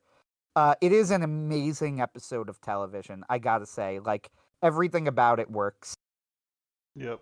It's dramatic. The end of the episode is super impressive. And I genuinely did not know what was going to happen at the end of it. I didn't know if they were going to let the portal open or not. The story was set up in such a way that even if they didn't let the portal open, they probably could have continued the show anyway. So it wasn't really obvious what was going to happen. Like, Mm-hmm. and it was just really, really well set up. And Gravity Falls is full of this stuff, right? Yeah. But I wish it ended there because then I could just recommend the show to people, but it doesn't end there. So I was asked how crazy was Hirsch. Well, in the comments, hold on. Yeah, Al Dente asked how crazy was Hirsch. Well, let me give you an idea. In the show, there is an explicitly gay couple. They Yeah. are, or almost explicitly. It's very, very close to being explicit, right? As explicit as they are allowed to be. Yes. And it's the sheriff and his partner. Now, for most of the run of the show, and how I interpreted it for the vast majority of the show, was that they weren't actually gay. The joke, and this is Hirsch admitted this himself. He explained this later. The joke is that normally when you have a sheriff and a partner, it's always an antagonistic relationship, and he thought it would be funny if he made the relationship like instead of them being antagonistic, they were super close with each other. And I agree with him in that it was funny, right? Like some of the jokes made me laugh. Uh, However, it gets really weird and creepy where in the final episode, they have the two embrace each other when it looks like one of them died, but he didn't. So they run and embrace him and hug. And the whole town cheers and claps for it. Now, this is what Hirsch could get away with, right? Mm-hmm. And in fact, Disney was already telling him, like, hey, man, we would rather you not do this. Like, you could see Hirsch has released, like, some emails and things. Uh, right? He's released some details about this. Right. Uh, and you can see that if it were up to Hirsch, he would have made it way more explicit than it was. He was actually kind of lying to Disney and telling them no, they weren't gay, when in reality, he was very intentionally, according to him, by the way, like this isn't me reading into it, he was very intentionally coding them as gay. And he would have made them much more explicitly gay if Disney hadn't stepped in and told him, hey, maybe don't do that. Right? That's the Right. sort of guy that Hirsch was. And there are some really awful messages in some of the episodes of Gravity Falls, like disturbing stuff. Uh, for example, they have the Street Fighter episode. The Mm-hmm. Street Fighter episode is funny because it's a parody of Street Fighter, and it's a good parody of Street Fighter, right? Like Mm. I've still some of the lines in that I episode are mean, really good. yeah. I mean, I'll let you finish and then I'll give my 2 cents. Go ahead. Some of Well, the lines from that episode are good. Like when he goes, "We must travel to the Soviet Union," and Dipper goes, "That's going to be a problem for a number of reasons." Like that's a good line. it's a great Uh, line. yeah, it's a great line. But the message of the episode is so weird and frankly wrong and disturbing. This is, I want to make it clear how much I am not reading into this, like how explicit this is. Yep. They explicitly say this. The message of the episode is that boys interact with each other directly. They face their problems head on. This just makes things worse. You should not tackle your problems head on. Instead, you should act like girls do, which is to seethe about it behind each other's backs and secretly hold grudges. Yes. This is the explicit message of the episode. It is what it ends on. It is There is pretty no much verbatim building. what Anthony said. Yeah, like word for word. Like there is no building on this point either. Like they don't go back and explore it again or anything. No, this just appears to be what they think. Except it doesn't really seem to be what they think. It seems to be that they think that boys should act that way. Boys should be interacting more like women. Women, however, should interact more like men. And once again, I want to emphasize to you when I say this that this is an extremely explicit thing in the show. There's the unicorn episode, right? Where Mabel needs to go and find a unicorn. They say it won't talk to her unless she's pure of heart. But then the women start acting all strong and tough, and they beat it, and they, beat what they need out of the unicorns. Like, they get into a fight and they win the fight, and they go, because we're women and we're strong. So, okay, the message then appears to be that men act too much like men, right? They need to act more like women and handle their problems in backhanded ways without addressing them directly. Women, on the other hand, act too feminine. They need to act more like men and address their problems head on and fight for what they want. Because if they try and do it in more backhanded or underhanded or other ways, uh, then that just disrespects what women can do. It's a really, really weird, contradictory message.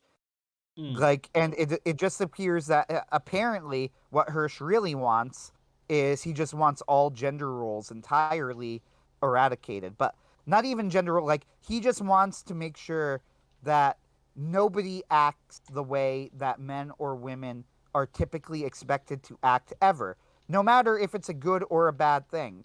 He will go so far as to contradict himself if it means making the point that you should not act in ways stereotypical to your gender, right? Like, Right. he will lie and tell you it's better to act like a woman or it's better to act like a man, if as long as you're just not acting the way that your sex is. Sorry, I use gender, but that's wrong. Gender is a made up word by a mad scientist. Uh, Mm. that you should not act in ways that your sex acts. Uh, and then there's other stuff too. Like, there's just something really weird with Mabel in the show. Like, Mabel is a fun character, I would say, for the most part, right? Yeah. I normally enjoy watching her. However, she seems to get away with stuff that Dipper is not allowed to. Oh, There's explicitly so. yeah, Like, there's the so incredible. hold on. There's Go an ahead. episode like in Puppet Theater where, like, that's the explicit temptation Bill Cipher offers Dipper, where it's like, yeah, Mabel gets away with it all the time. Why shouldn't you get away with something? Not in so many words because I don't think Alex Hirsch is that self-aware, but it's like the devil's temptation is literally your sister gets away with it. Yeah, and for the record, that is one of the best episodes of the show. Yeah, It's a fantastic episode. It's creative. It's funny. Uh, it contains an explicit self-sacrifice on the part of both Dipper and Mabel, and that is what allows them to defeat the literal devil, right? Like, it is such a good episode. But that's kind of the point, right? Like, the point is it's really sad. This is how the left has won in children's entertainment, because they are making genuinely clever and entertaining stuff, but they're mixing these evil but kind of subtly evil messages in the middle of it. Like, you sort of need to think to go, hey, wait a minute, isn't what they're saying kind of messed up, right? Like, and there's right. more to, there's the pickup artist episode. I think you know what I'm referring to, right? Yes. Yeah, which is an awful episode where basically Dipper is, I don't know, bullied, punished when, as far as I could tell throughout the episode, he doesn't actually do anything wrong. Like, the whole episode is he feels upset that his crush Wendy has rejected him, right? And that's because she's 16 or something and he's 12. So she correctly rejects him. And this is, by the way, I'm not criticizing them for this. I actually think they handle this pretty well, right? Yeah. Wendy shows no explicit interest in him, so there's no pedophilia or anything like that. She is very clear in what she says to him, but Dipper has a childish crush, which happens. I think this is one of the better things about the show is the way that they handle this, so no problems with it. Uh, the point is, though, he's upset at being rejected by Wendy, right? So Grunkle Stan says, hey, I'm going to teach you how to pick up girls, and then maybe it'll make you feel better if you realize, basically, that there are other fish in the sea and you can get them. Which, to be honest, is a perfectly legitimate thing for someone like. I don't really see what the issue with that is. Your self esteem is low because someone who you were hoping would be interested in you has rejected you. I am going to show you that you don't need to put all your eggs in one basket. You are worth enough, right? You have enough self worth that you are good enough that you can win other women anyway, right? Like Yes. that seems perfectly a perfectly healthy way of handling it as far as I could tell. Uh so as they go on a little road trip in the episode, Dipper is getting, is flirting with and gets the numbers of a few girls who he meets. But he never promises them anything, right? Like Right. all they go is, "Hey, you're cool. Let's get your number." So he gets their number, and he's like, "Cool, yeah, maybe I'll call you later." And for all we know, maybe he would have. He probably would have. But then he's punished for this, and Yep. the girls seem to be upset at the fact that he's gotten the numbers of multiple women, which is like, I'm sorry, are you married? Well, hold Like, on. That part I actually thought was all right because there's how do I want to put it? Like it's not about the lot. Like okay, women, I'm gonna ask you to mute your YouTube for a minute. Okay, this is just mute it please. You'll be happier. Uh, like there is basically a whole bunch of like mental stuff that goes on that I've seen at the bar where literal drunk women who are swooning over who's somebody who's probably dealing drugs in the bathroom. Uh, even though I do try to not let that happen whenever I see it. Basically goes, "Oh, what? You're choosing someone else over me, and then they decide to gang up on him and punish him for it. But oh no, there's something realistic about it. It's the yeah, fact that the Dipper is being presented as in the wrong. yes. So like, what? Yes, you're right. Like what I should say is that the Dipper being in the wrong is the problem, not necessarily the reactions. Like I saw it, and it was some girls taking their tops off for a guy who was clearly a drug dealer, and it's like, no, I want you to get away from me, sort of thing. But it's like, no, like there's like adult women do this. Uh, Mhm. it's not how do I want to You're put it? right. I guess my If somebody's attacking the realism of this event, that's not the argument that we need to have. The argument is that Alex Hirsch is doing this to punish Dipper, not to present a fairly realistic outcome for somebody who's probably playing a little too fast for what is going on. yeah, like I guess my problem with the episode is and I to be fair, this is a very very common modern problem where it's like I want to make it very clear. It's like if none of these people are married, Dipper has promised them nothing, Yes, right? there's no First in moral the episode, problem to it that despite what's being presented by the show. there's even the point where like Mabel's friend gets really interested in him, and Dipper is trying to find some way of letting her down easy without hurting her feelings. And I'm like, I don't understand. Like, should you not express any interest whatsoever? And not only that, he didn't really express any interest in her.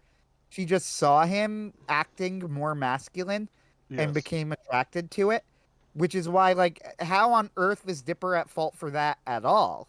the Like, the one of the problems with the show is that the young girls are unbelievably horny and it's bad. Like it's one of those things I just can't think about too hard because then it's yep, like because this was also the time where they did that Powerpuff Girls where the producer or whatever he was writer was like Buttercup's or whichever one I don't know their names uh, hmm. boyfriend. So it's like, yeah, that's creepy. That's creepy. Don't do that. You Yep, know. Anyway. yeah, it's really weird. Like, and this is the tragedy of Gravity Falls that it presents these episodes. And if I had to say, like, what is their message of the episode? Well, the message of the episode is that you shouldn't act overly masculine Yes. because if you do, women will become attracted to you, and that's it. Like, I And actually that's can't really think of a bad, follow up to that. Yeah, supposedly. right. I actually can't think of a follow to that. if you act masculine and assertive, women will get attracted to you, and that might disappoint some of them because they can't all have you. Uh, like that is the and I don't really know how else to say this except that's the explicit message of the episode, right? Like Yeah. what I don't know how else to put this. Now, I don't think that pickup artists in the classical form, as they're talked about, are moral people by any means. Don't get me wrong. It's just the fact that Dipper was not a pickup artist. He Right. like getting someone's number who you are meeting on a road trip with the promise of maybe communicating again with them one day. And not only that, by the way, I wanted to add another subtle detail that I hinted at with the Asian friend. Most of these girls are offering their numbers to him. Yes. He's not even asking them. So it turns into this even more thing of like you're taking advantage of them. It's like, wait, so are you saying that these are children who can't, which they are, but Dipper's also a child. So in the logic of the show, it's like, can they just not control themselves in the face? Are they that horny? It's very weird that they portray to the girls as the horny ones, and I get that that's partially a subversion as well, right? Like that he's trying to subvert the normal ways it's portrayed, but there's also a truth to it in like girls get obsessed with boy bands, and that's supposedly Mabel's thing in the show. And I also want to emphasize that this isn't always like that's the problem with Gravity Falls. It isn't always like this. Like there are moments of the show that are genius. Like the weird, I mentioned Not What It Seems. That was probably the best television episode of that era of TV, or at least in the top 5. I think Right. Breaking Bad was coming out at the time, so maybe not, but like at least in the top 5. It was a legitimately genius piece of storytelling. Like it was built up, dramatically executed. Everything about it was great.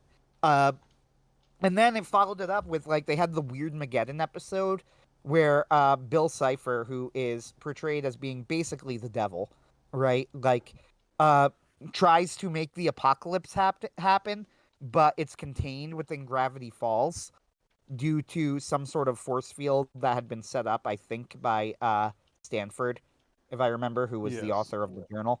Uh so all of Gravity Falls has been turned into this bizarre, uh, you know, this bizarre post-apocalypse populated by these weird monsters, And the episode is so creative. Like everything about like the monsters are creative. Just the entire concept of the episode is creative. They're wandering around and they find like what's happened to all the townspeople. uh Yep. it's it's pretty ingenious, and it's like I wish I could just unironically recommend it, but if you were to ask me now, like would I recommend people watch Gravity Falls, at the very least I would say I couldn't recommend it to children. Like I feel like it Yes. would badly influence children, you know and we've given ground here, and Isaac Young's point is he makes this point about Adventure Time. The reason I'm talking about Gravity Falls, because unlike Isaac Young, I haven't seen Adventure Time. I have seen Gravity Falls. But to be honest with you, it's kind of the same thing, just on a more extreme scale. I think that Gravity Falls had a better reputation in Adventure Time. It was more consistently good. But much like Gravity Falls, Adventure Time had its moments of genius, right? Like legitimate genius. Mm. Uh, but these moments of genius are mixed in with these moments of ironic subversion and intentional I'm trying to think if I put it. I want to not use the word subversion again, but I'm going to. Right, an intentional subversion, where they're trying to push these really horrible morals onto children, but they trick you into thinking that's good by mixing in genuinely good storytelling. Steven Universe is kind of you have these three poles here where Steven Universe is the opposite extreme. Gravity Falls is a mostly great show with moments of horrible messaging mixed in. Gravity Fall or Adventure Time is a mostly good show with moments of brilliance mixed in with the moments of subversion and moral decadence. And Steven Universe was a mostly bad show that was morally irrelevant, but had occasional moments of, effort, I guess is how I would put it, right? Yes. Had a long running plot line that was very anime esque that attracted people to it. You know, Yes. and these were like the big three of that era. And we have conceded entertainment, and then they did that thing where they started rebooting things and subverting them, right? Powerpuff Right. Girls is the big one. The original Powerpuff Girls, I was young enough to be watching it when it came out. Like, I was of the right age, but I was the wrong demographic. It was very much marketed towards girls, so I never really watched Powerpuff Girls. However, it was on TV, so I saw it occasionally, and I knew enough about it that, like, my understanding of the original Powerpuff Girls that there is really nothing wrong with it, right? Yes. Like, it is a good show. It's a good, solid show. Yes, it is marketed towards girls, but there is absolutely nothing wrong with entertainment that is marketed towards girls. It just means that I'm not the demographic, right? Right. It's on its own, it was a magical girls show of anime style, right? It wasn't an anime style like visually, but that was the genre. The genre of Powerpuff Girls that it most closely fit was a magical girls show. And it was a perfectly good one, right? Yes. Maybe even an above average one. Uh, so naturally, they had to subvert it. Uh, and they did. And it was widely hated. You know, like, it didn't leave the cultural impact. But why did we leave that sphere? Here's a really good example of this. Samurai Jack came back with a season 5. Uh, I was never a massive fan of Samurai Jack, but for no real reason. Like, I liked all of the episodes I saw, I just never watched all of them. So when season 5 came out, I was definitely interested enough to watch it, and I did. And you know what? I thought it was great. Uh, I thought season 5 of Samurai Jack that came out was great, but here is the kicker. Season 5 of Samurai Jack came out on Adult Swim. It was not a children's show. Yep. It was an adult show. The original was a children's show, but season 5 was very much not a children's show. It was not marketed that way. It was not presented that way. I enjoyed it very much. It was flawed, but it absolutely earned its comeback, right? Like, it wasn't perfect by any means, but it had moments of brilliance, and I think I'm glad it exists, right? And Yes. yet, it was not a children's show. Why wasn't it a children's show? Why have we given up on children's entertainment? A new Superman show came out, and I've watched Literature Devil. He's been reviewing it. While it has some woke elements to it, it seems to be making a very strong effort to not subvert the message of Superman. It is being very intentional in doing this, right?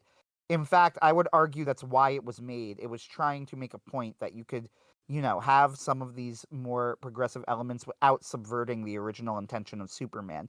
Now, perhaps that in itself makes it a problem. But nevertheless, it does not subvert the original intention of Superman in the way that stuff like even Zack Snyder's Superman sometimes tries to do, right? Right. Uh, so I am going to ask the question again: why is this show coming out on Adult Swim? Like, why is a Superman show coming out cartoon, right? Why is it coming out on Adult Swim? Why is this an Adult Swim show? I mean, especially like this version of the show, as far as I know, I haven't seen it, but I've seen people talking about it.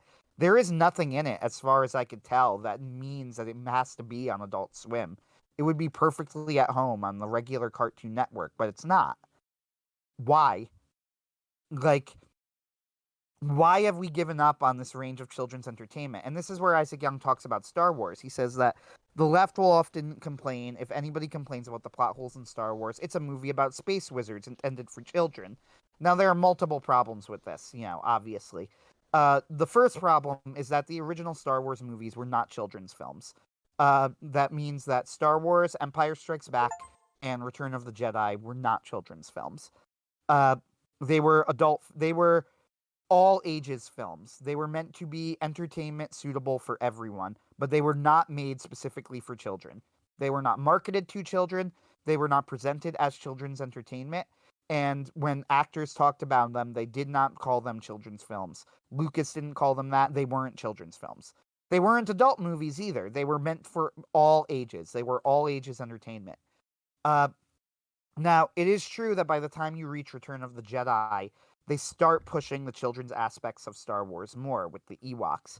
But Return of the Jedi is a really weird movie. At that point in time, Lucas had grown tired of the series and wanted to end it as quickly and definitively as he could. So wrap up all the character arcs with as little effort as possible. The main storyline still ends up ending in a very satisfactory way because the scriptwriters made it happen, right? Mm-hmm. Like, so in other words, the Luke Emperor stuff is still really good. And that was the most important thing. So I think Return of the Jedi is ultimately a success because the main storyline was concluded in a satisfactory way. However, you could see signs of Lucas had kind of stopped caring about Star Wars as an artistic property at that point and was looking at it from a marketing angle. The Ewoks are the big example. They start pushing them towards children, but it also contains Princess Leia and fetish gear. Now, unlike a lot of horny older men who are like, "Oh yeah, Princess Leia in the gold bikini," I'm not really amused by this, nor do I think that it was a good addition to the movie. Uh, I would rather it not. I would rather this extremely creepy scene just not be there. And yet it is there, right? So clearly, even Return of the Jedi, Lucas is still trying to market it towards adults as well. Children are not getting anything out of Princess Leia and fetish gear. That is for the adults in the room, right? So this idea that it was always this movie made for children is bizarre, and it's not even like it stayed that way either. By the time you get to Revenge of the Sith, the rating has gone up to PG-13. Like, it's not a children's movie. The movie is about how Anakin massacres a bunch of children and then is burned half to death in a horrific scene. Uh, it's not a good movie. I don't agree with the modern attempts to try and rehabilitate the movie. I am of the Red Letter Media camp when it comes to all of the prequels, and that includes Revenge of the Sith. Nevertheless, it is certainly not a children's movie. So that's one of the problems, is that we act as if it's a children's movie. But the second thing is it's something the left tries to do. They try to infantilize children's media as somehow lesser, when in reality it is the most important entertainment because that is what influences us. Yep. We should not be putting less effort into children's media. We should be putting more, Yes. right? We should not be half-assing this stuff. We should be making sure that our I's are dotted and our T's are crossed when it comes to children's media. Yep. And we should not be abandoning this field to the left. It's like, Mm-hmm. well, okay, the left has children's entertainment, but who cares? It's children's entertainment. You know, it's not the important stuff. This is wrong. This attitude's wrong, and this is Isaac Young's main point. And this attitude is wrong because children's media is incredibly influential on the minds of the people who watch it. You know, Gravity Falls, this is why shows like Gravity Falls are such a problem and why I would not, even with all of its brilliance, I could not, in good conscience, recommend Gravity Falls to children because children imbibe this stuff, right? They see these episodes by these creators that they like, and the messages of the episodes sink in. You know, it shapes their worldviews. Yep. Uh, we can't just concede this ground to the left. And I know there's a little bit of pot calling the kettle black here in that I have not written a children's book personally. Although I did write a book, I did put out a book of young adult stories once. That went as young children and as old as like teenager. You know, that was Tales of the Once and Future King, was marketed towards I think I called it the youth demographic because I want it to be wide, broad range, like from children's to young adults. You know, but so I haven't entirely abandoned this field, right? Like Right. I have written in it before. And I know there is an element of hypocrisy in like, well, we're working on something for adults. Well, yeah, it's not that I think that you can't and shouldn't work on things for adults. What I am saying is this idea of, you know, this idea that it's for children, stop taking it so seriously, is dead wrong. It is a very, very bad attitude. Yep. And it's no coincidence that people saying this are on the left. The reason that it's the left that's saying this is that they're lying to you. Like seriously, they're Yeah. lying to you. They want you to think that because they want you to abandon children's entertainment, Yep. right? That's the goal. The goal is that you abandon children's entertainment. Yep. And it's very much like a problem that does need to be seriously considered as, a part of the strategy of the left. Like the more times that they don't have to fight, the better for them because quite frankly, they know they don't have what it takes. you Mm-hmm. know the time where you'd have people who were worth even talking about literarily is long gone, long dead. Nobody talks about Cat Rambo's work. She could barely promote it when I was standing next to her at Dragon Con selling El Jaji Lamplighter's books. These people don't believe in their own work, or if they do, they only believe in it where it's safe to believe in it, which, quite frankly, isn't a belief in their work at all. So you can see that you know they don't have their best anymore. Quite frankly, it's a miracle that Kissinger's still alive. That other people, are still alive to control, the political side of things. And, the literary side of things is clearly dying. Nobody's going to see the Marvels. Maybe some diehards went to see it, but they immediately went, I'm not going to see this anymore, and didn't go to it. And didn't go to a second time or a third time. I think I went to Captain America like twice or three times, in fact.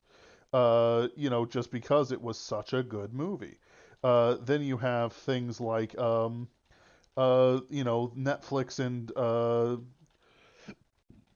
Disney Plus just failing. Like they're losing tons of money, and they're starting to lose way more money than even their investors can bear, and their investors are prepared to lose absolute boodles of money.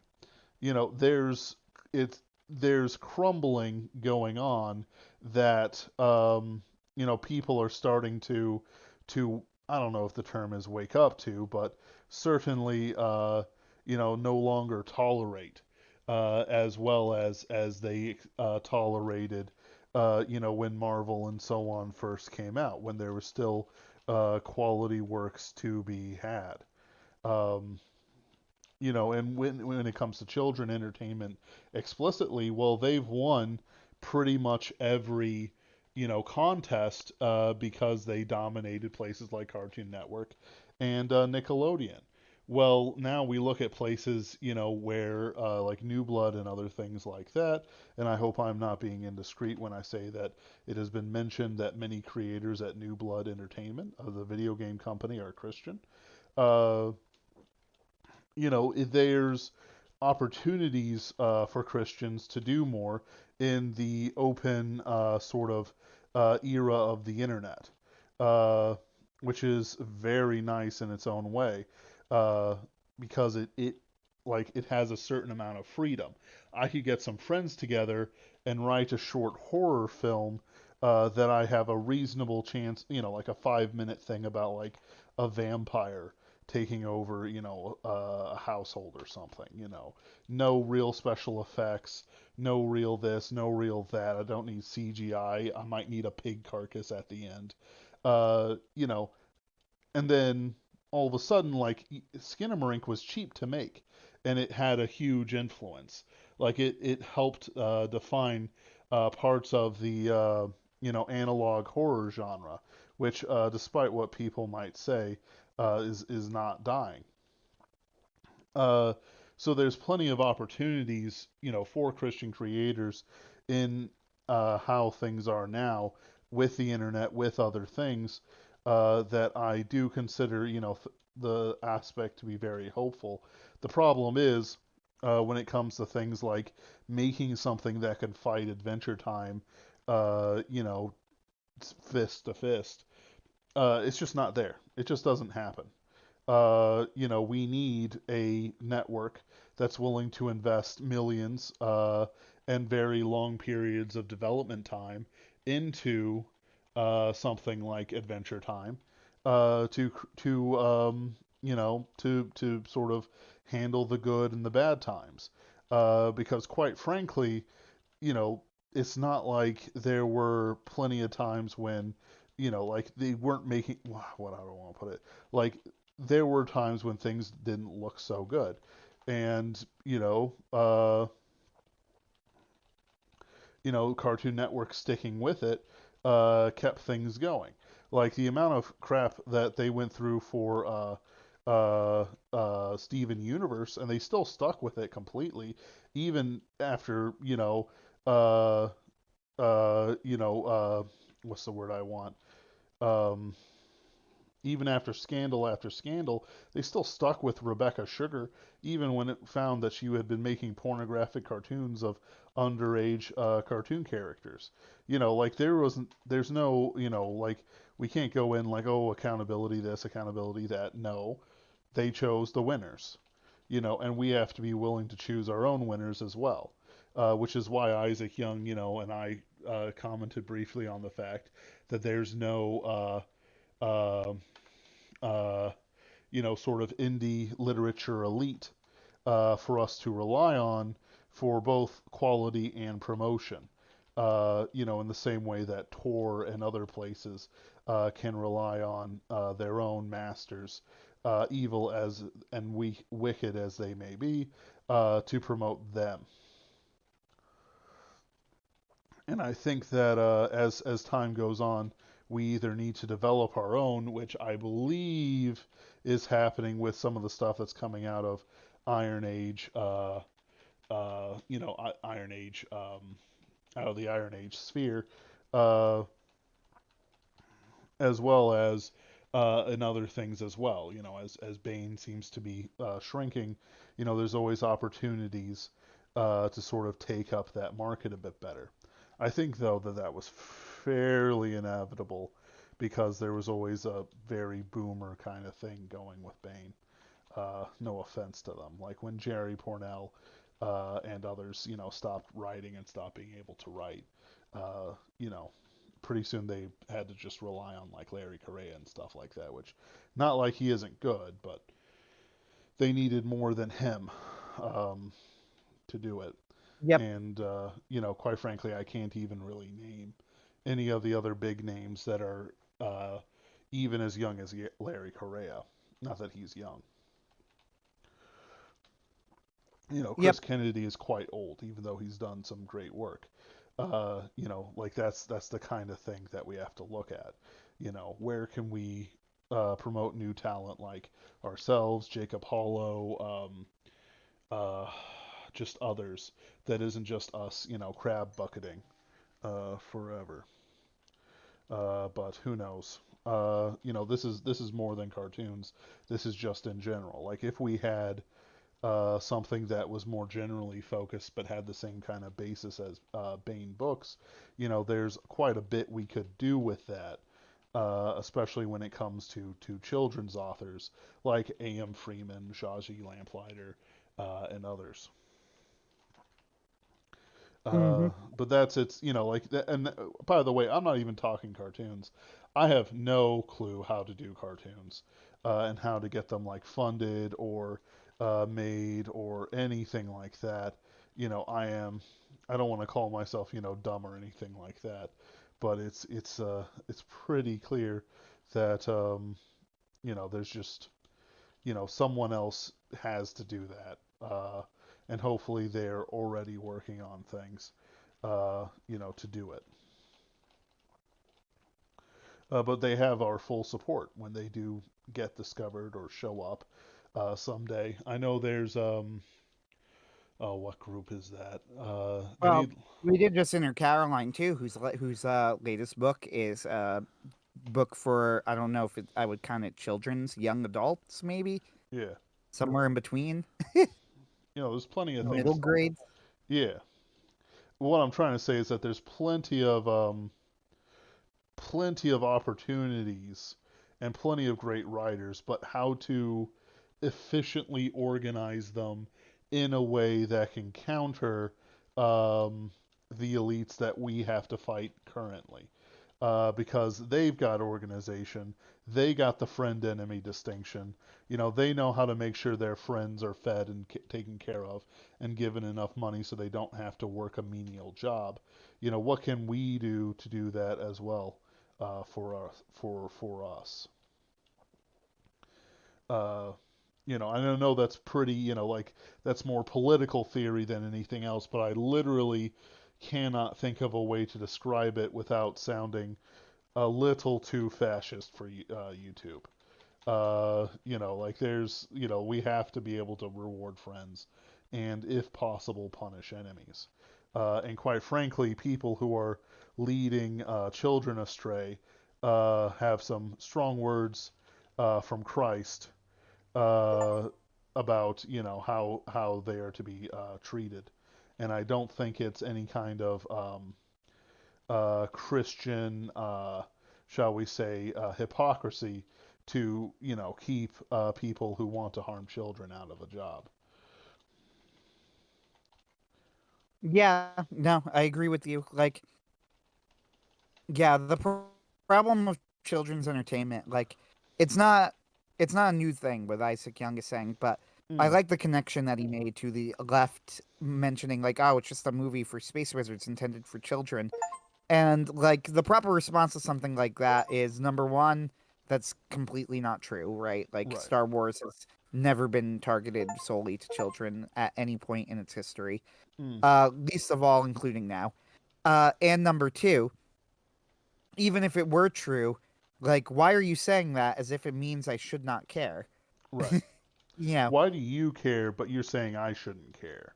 Why do you why are you willing to die on this hill, but you're telling me not to die on this hill? Why can't I take this exactly. hill from you? Yep. Yeah, and that's exactly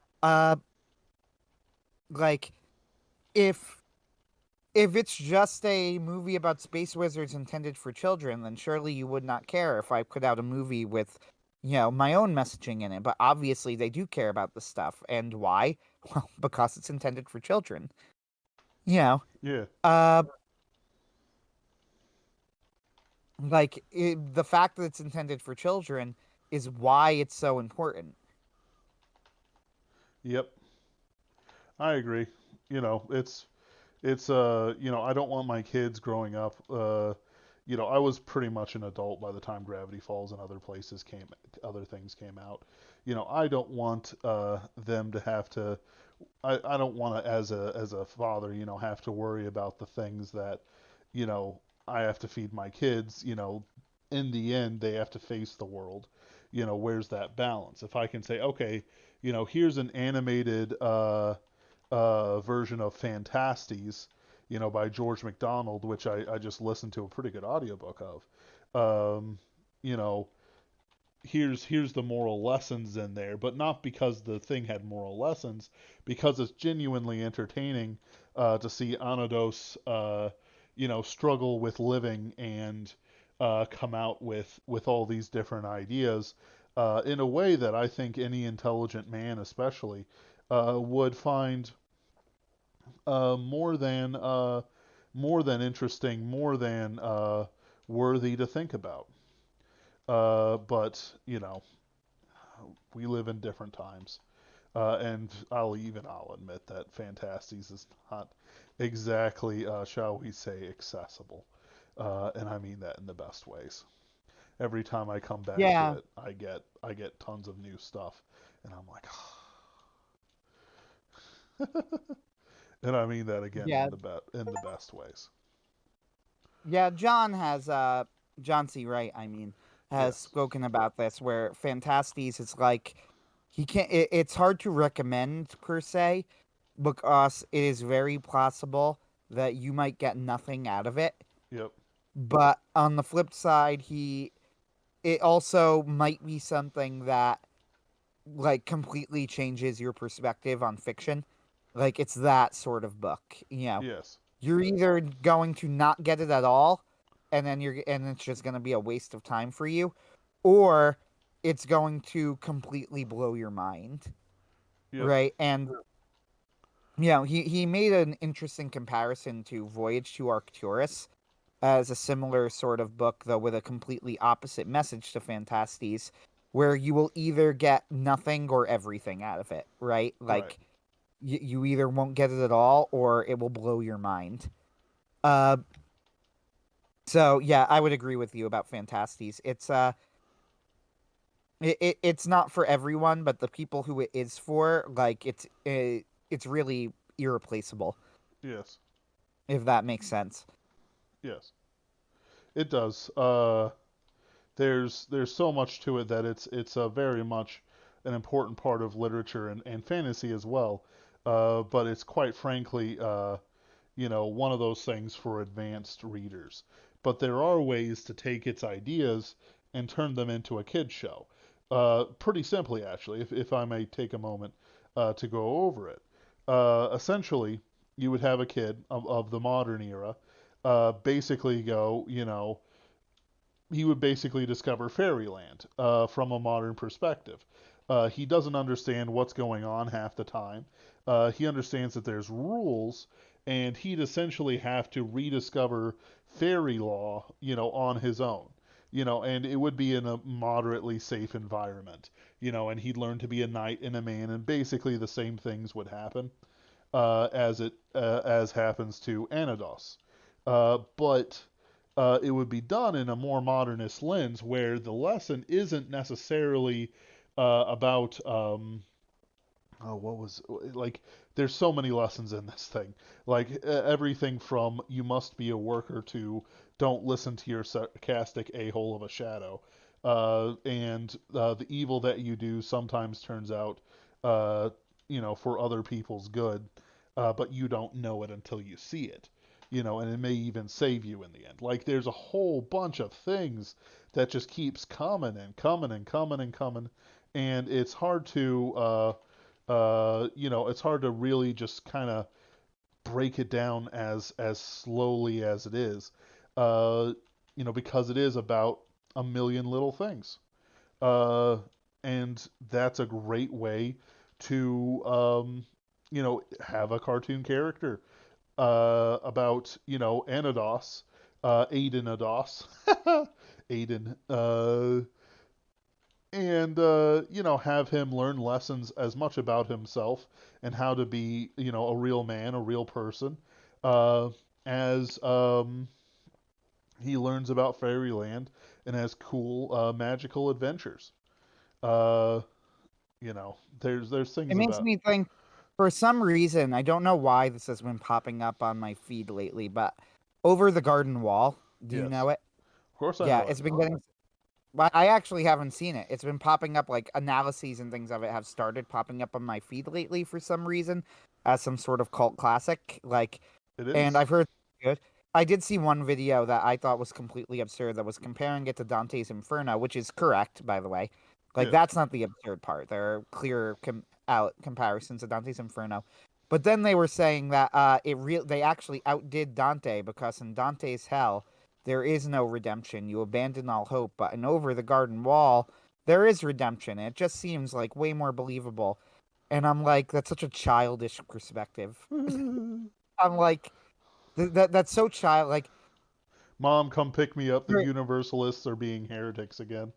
yeah, it's so childish to me because it can, and it's such a fundamental misunderstanding of Dante as well. It's like Right. obviously Dante believes in redemption. He wrote Purgatorio as well, which is, Right. uh, by the way, considered by quite a few people to be the best of the three. Uh, you know, in a sense, it has the most drama of the three, right? Because the characters, the people they meet in Purgatorio, are still trying to accomplish something. Uh, so in a sense, even though their final fate is decided, there is still some drama to be had in the telling of it. Uh, which sure, yeah, but like this idea going like, oh, but in Inferno, Dante says there's no hope. It's like nobody, everybody thinks that there are people where there is no hope, right? The question is just where you draw the line. Like, I've never met a real universalist. I'm sure they exist, right? Right. But you could see it. With all due respect to the lovely Eljaji Lamplighter, you could see this sort of dichotomy in the Rachel Griffin stories. Now, I don't want to speak for for Jaji, who I'm sure who can speak for herself about her own personal beliefs, so I won't comment on it.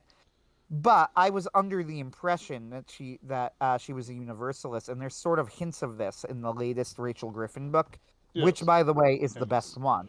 Yes. Except that she doesn't really go all the way in the book because she mentions that Rachel is going to lead a sort of harrowing of hell and clear out hell, but also there will still be some people who refuse to go and fall. So it's like, so you're gonna clear hell, but not of everyone. Right. So Everyone who it's, wants to leave can go. which is the entire point of hell, is that everybody who is there refuses to accept the conditions that would allow them to leave. Yes. If they accepted those conditions, then they could leave, but they won't because the conditions are literally intolerable to them. They would rather be in hell. Yes. Uh, Now, the conditions, admittedly, this is the paradox of, my yoke is easy and my burden is light, right? The Yep. conditions are not easy, but it's infinitely easier than hell. Right? Yes. So, like, I've never met a real universalist. So I see this video. Sorry for going on this rant, but this bothered me when I watched it. It irritated me. It irritated me when I watched it because I was like, you're gonna compare Over the Garden Wall to Dante and talk about how it's equal Dante. It's like you're really gonna go that far in your praise of the show. I feel like I feel like you might be going a little bit far. You know, Yes. this childish perspective of, oh, Dante didn't have redemption. He said abandon all hope, but in here there is redemption, and it just seems better. Like, why does it seem better? Like, so do you think that everyone should be redeemed? Everyone? Like, I think that everyone can be redeemed. We're talking should be, right? Right. Like, so that they have actually repented. You Do know, you want Hitler to leave hell? Do it's you? like, in a sense, I do. Right. Right. If Well, I was Hitler talking repented, to I yeah, was. It's like one of those things where they make everything about that sort of thing. Uh, and the problem with hell has always, in reality, in my experience, been where you draw the line, because mm, everybody has the line. It's just that people think that the traditional line is too harsh, so they provide other lines. But there's right. always a line. They say they Always. want everybody, yeah, they say they think that everybody should go to heaven. But then you go, so Ted Bundy, so, you point out these certain people, and then they go, well, like, no, but there's a difference between, guy who masturbated or something and Ted Bundy. It's like, okay, so we're just negotiating on what the limit is, Right. right? Like, you do think there should be a hell. You would just rather be God and decide who does and does not go there. Yes. Uh uh in other words, you think there should be a hell, you just want to decide who goes there. But that's not up to you. So, the person who sets the conditions is God. Uh, and the Yep. conditions he set is that if you accept the offer, you're in, but that offer requires certain conditions. You need to accept certain things. If you refuse to accept those things, then you're not going to be forced to do anything.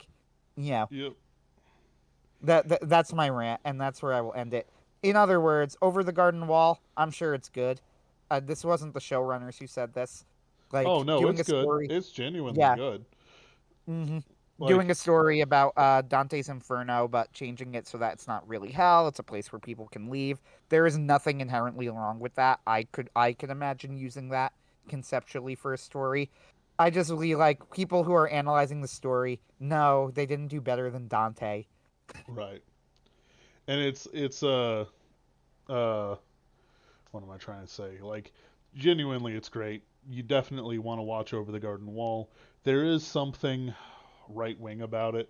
I just can't really. I could, like, if I had time to work on it, yeah, I could tell you. Maybe a love Uh, of maybe just a genuine love of mythology. well, yeah, but also a love of the people around you too. Like, nobody says crazy stuff to each other. Nobody, like, in the sense of, like, modernist nonsense, that sort of thing. Like, it's grounded in itself, and nobody is self-aware in the same time. Um, how do I want to put it? Like I'm never dragged out kicking and screaming with some feminist nonsense. Uh, like it's I get what yeah, you're saying. Yeah, I get what you're saying. There's a genuineness to the story that reflects truth, yeah, and that's always going to be on our side because yes. what right inevitably. And there It's a was good spot. Yeah, yeah, I was gonna say it's a good spot to end it, but finish your thought. and it's what was he working on? I'm trying to figure out what else Patrick McHale, the guy who did Over the Garden Wall, is working on. Uh, Was he Infinity Train by any chance? Because they seem like no. similar sorts of things. So he worked on Misadventures of Flapjack, Adventure Time, Over the Garden Wall, and Gravity Falls. I'm just trying to. Interesting. He I could also see. mhm. You know what? I could see that. He also worked with Guillermo del Toro's Pinocchio. I just feel like he was working on something else as well, and I can't seem to find it. Um, I don't know. Never mind. I don't know whether it matters or not.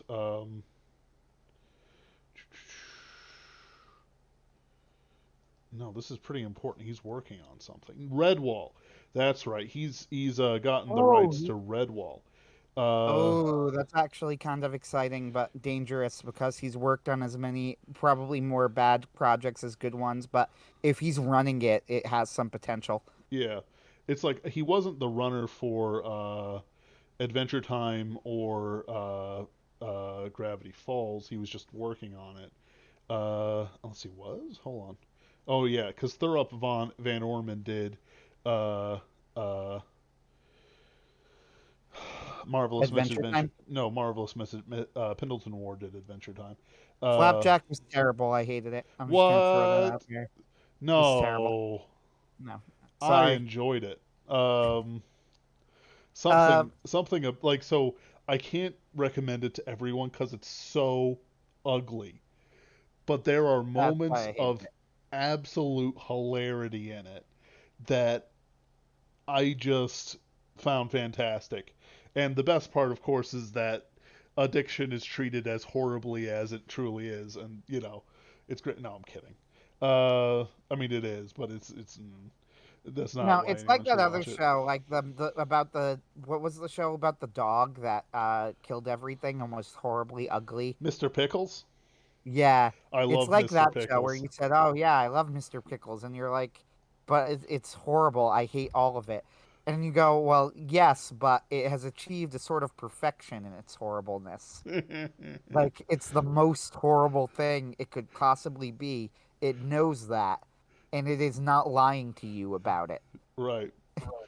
Well, And it's I Satan can as a respect dog. that. Right. And I can sort of respect that in a sense, but I cannot myself enjoy it. Look, there's this episode where telemarketers are being kidnapped and dragged to a farm where they pick cotton because the first telemarketer called a house so many times that they accidentally caused a fire and killed the father of the current plantation owner. And Mr. Pickles finds that his owner's father has been taken to pick cotton because he called the house as a telemarketer, and along with his disgusting coworkers, and is nearly killed by these hired hands. But he finds these snakes in the grass, whispers demonically to them, and so they gather to him and become the snake mecca that he uses to fight his way through the plantation, murdering all and sundry, and thus saves the day. You have to understand, Anthony. It's perfect. It's horrible. It's absolutely hideous, but it's also perfect. Yeah, but so I sort of get your point. Edward Fazer talked about something similar when he was discussing the movie of all things, Glengarry Glen Ross, where he's like, it's an evil, immoral movie, but it is also in a sense representing a sort of platonic ideal of horribleness. Yep. So it is in fact quite accurate in that sense and worth watching for that reason.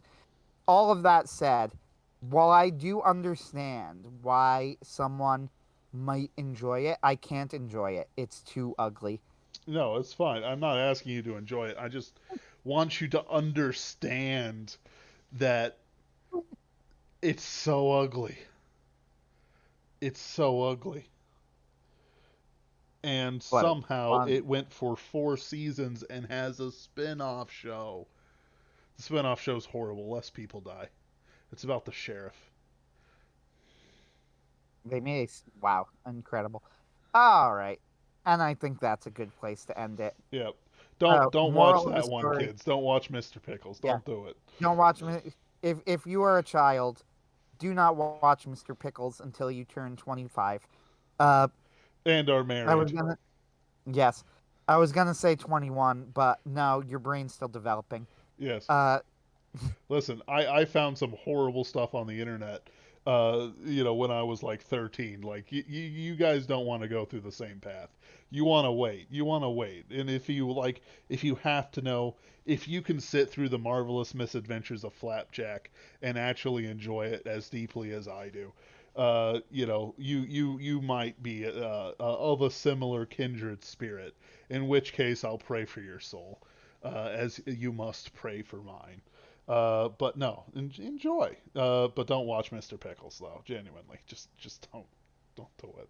Somehow this got made. They must have spent millions on it, but we can't get a show like that that's directly one of ours, except for maybe something like Over the Garden Wall. It's like, ugh. Over the Garden Wall actually did look good. Like I want to No, watch it. you have to It watch it. just yes. I'm It sending you a just link as soon as we're done. good. I'm actually kind of into it. It just annoyed me to be like, and it one upped Dante. It's like, shut the fuck up. What? I didn't say that. That's horrible. All right. And with All right. that, good night, everyone. Good night. Thank you, everyone. Thank you, Al Dente and Caitlin Nye, and others who have been listening. Havoc Bringer. Hope you have a wonderful night. We will be back next week, despite the holiday.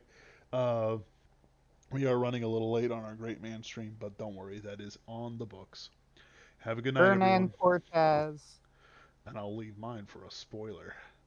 Yeah.